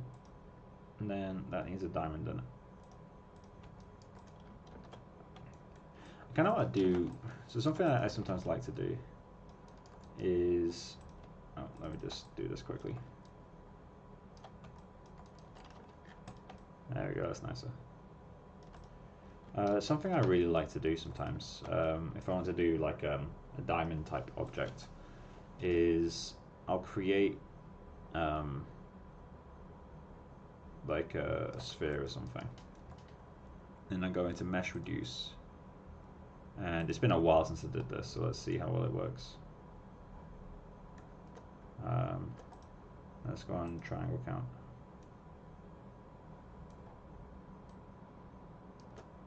Oh, come on. That is not 10 triangles.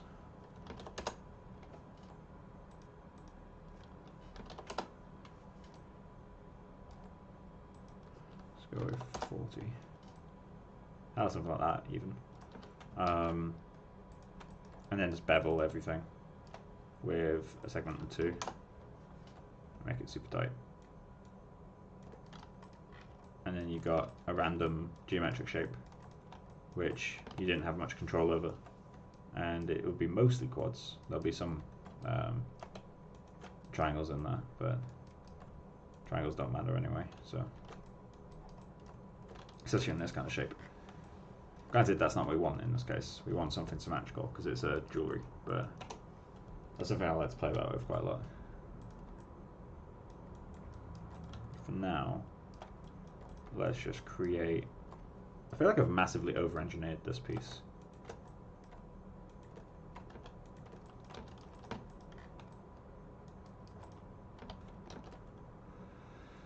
Let's just play soften edge.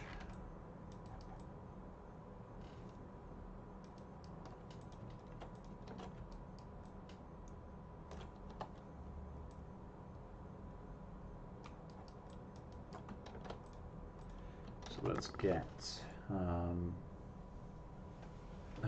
I doing? Let's get. I'm gonna end the stream in about 15 minutes, by the way, guys.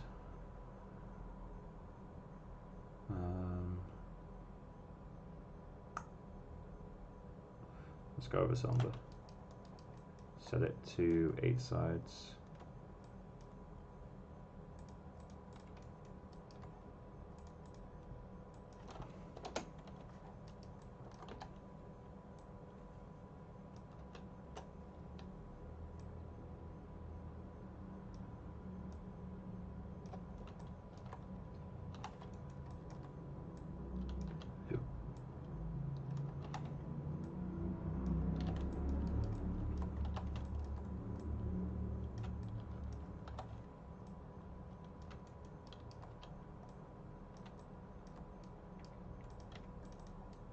Bevel that.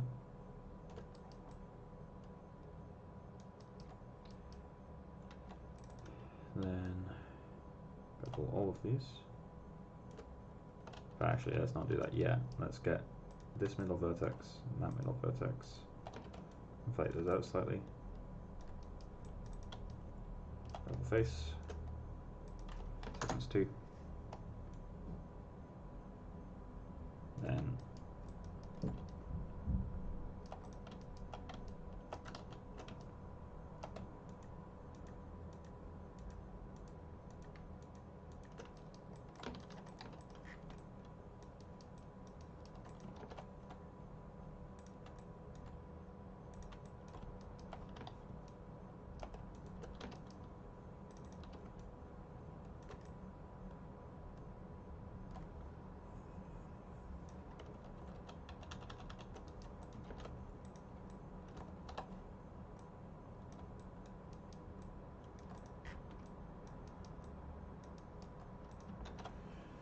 Cool.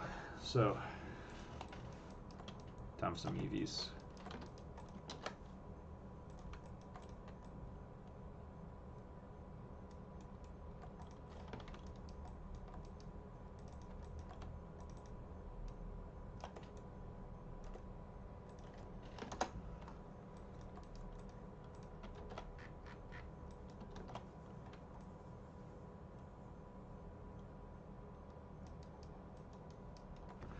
So let's go mesh.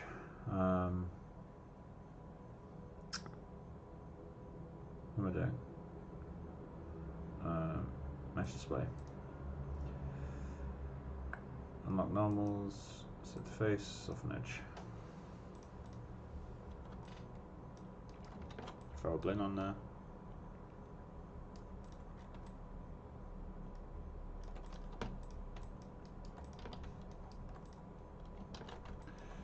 Switch to the UV editing.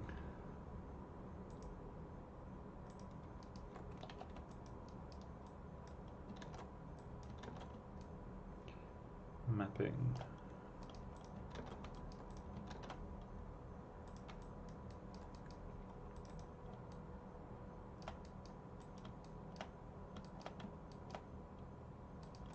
That's that one done.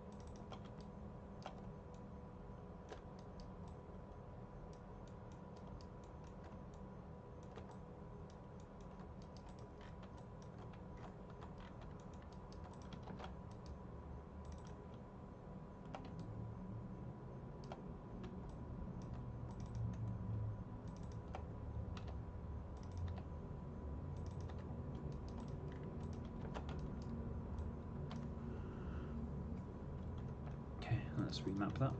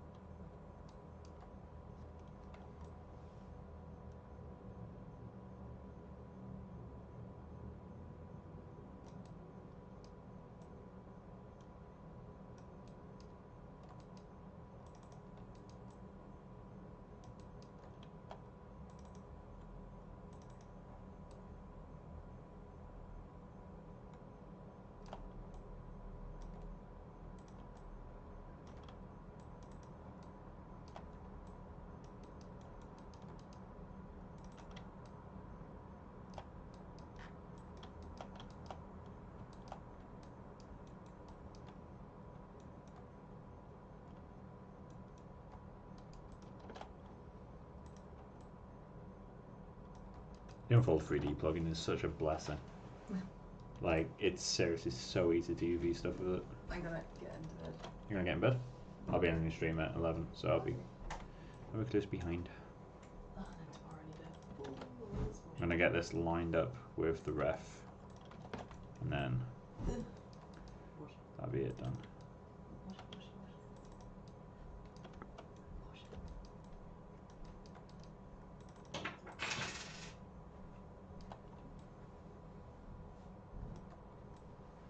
What? Why are they pushing so far apart?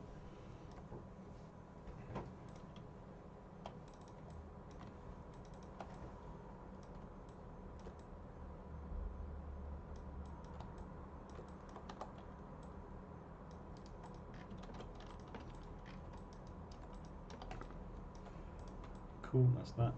So let's UVU.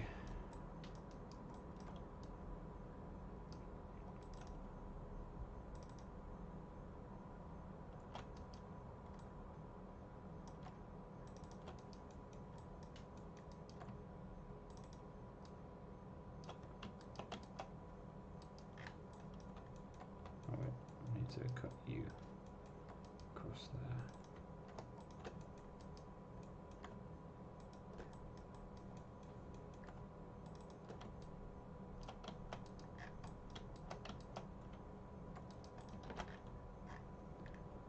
There we go.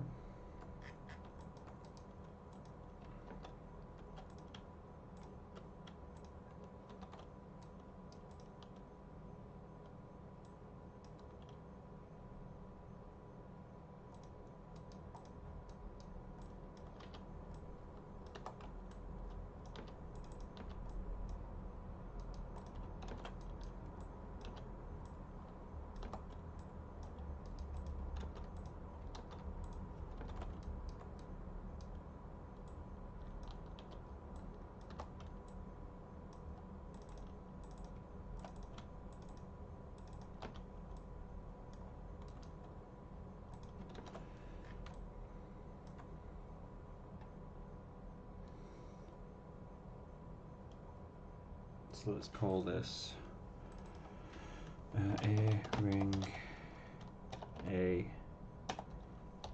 Geo, A ring B Geo, A ring Diamond Geo. Let's just call this A ring 01. Group. Let's call this A ring A01 actually. Let's do the same to stud.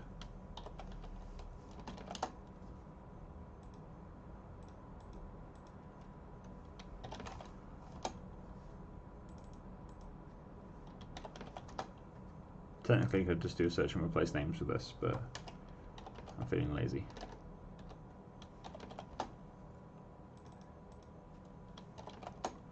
Cool.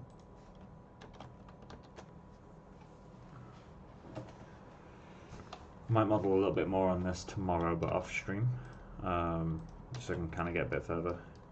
I don't want the streams to drag on too long with this sort of stuff.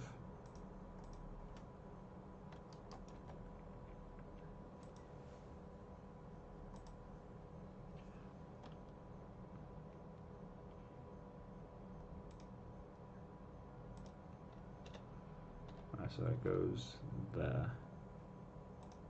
Where else does it go? It goes there as well. So there's two of these.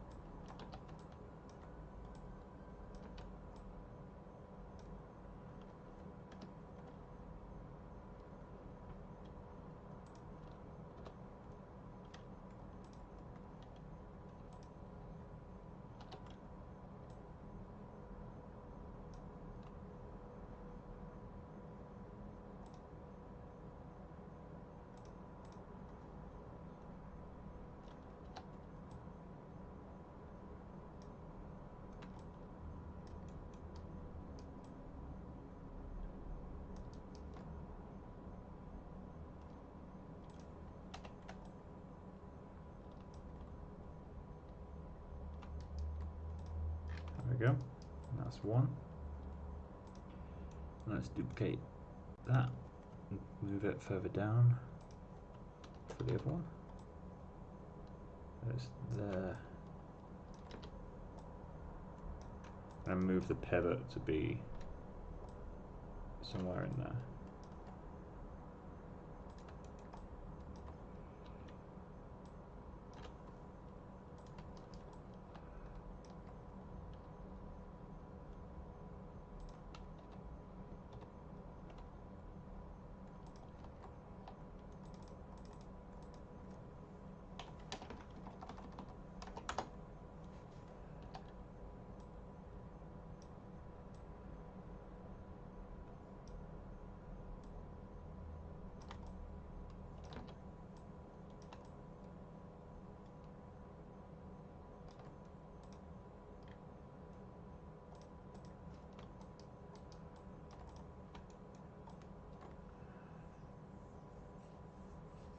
Cool, there's those done.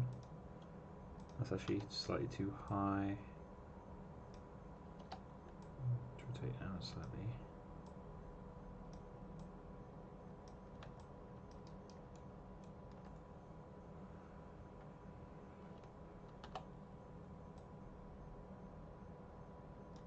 There we go. If I freeze transformations.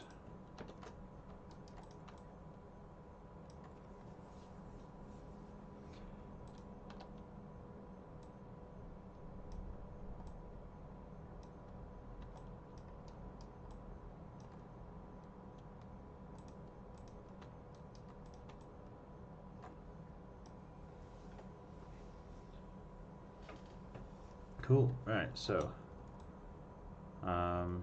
that's that for now. So that's the end of the stream, pretty much 1 minute before thing. So I'm going to do some more modelling off stream, I think, tomorrow. Just continue doing some of the earrings, because they're going to take so long to do all of these properly. So yeah, it's going to take a while. So yeah, I hope you've enjoyed the stream. Hope you've enjoyed whatever you guys are doing on your own stuff as well, like whether it's sculpting or all that stuff. Yeah, enjoy the rest of your nights, enjoy the rest of your weekend, and I'll be back on probably Tuesday, maybe Monday night, depending on if I want to stream before kind of the schedule. Yeah, right, see you guys.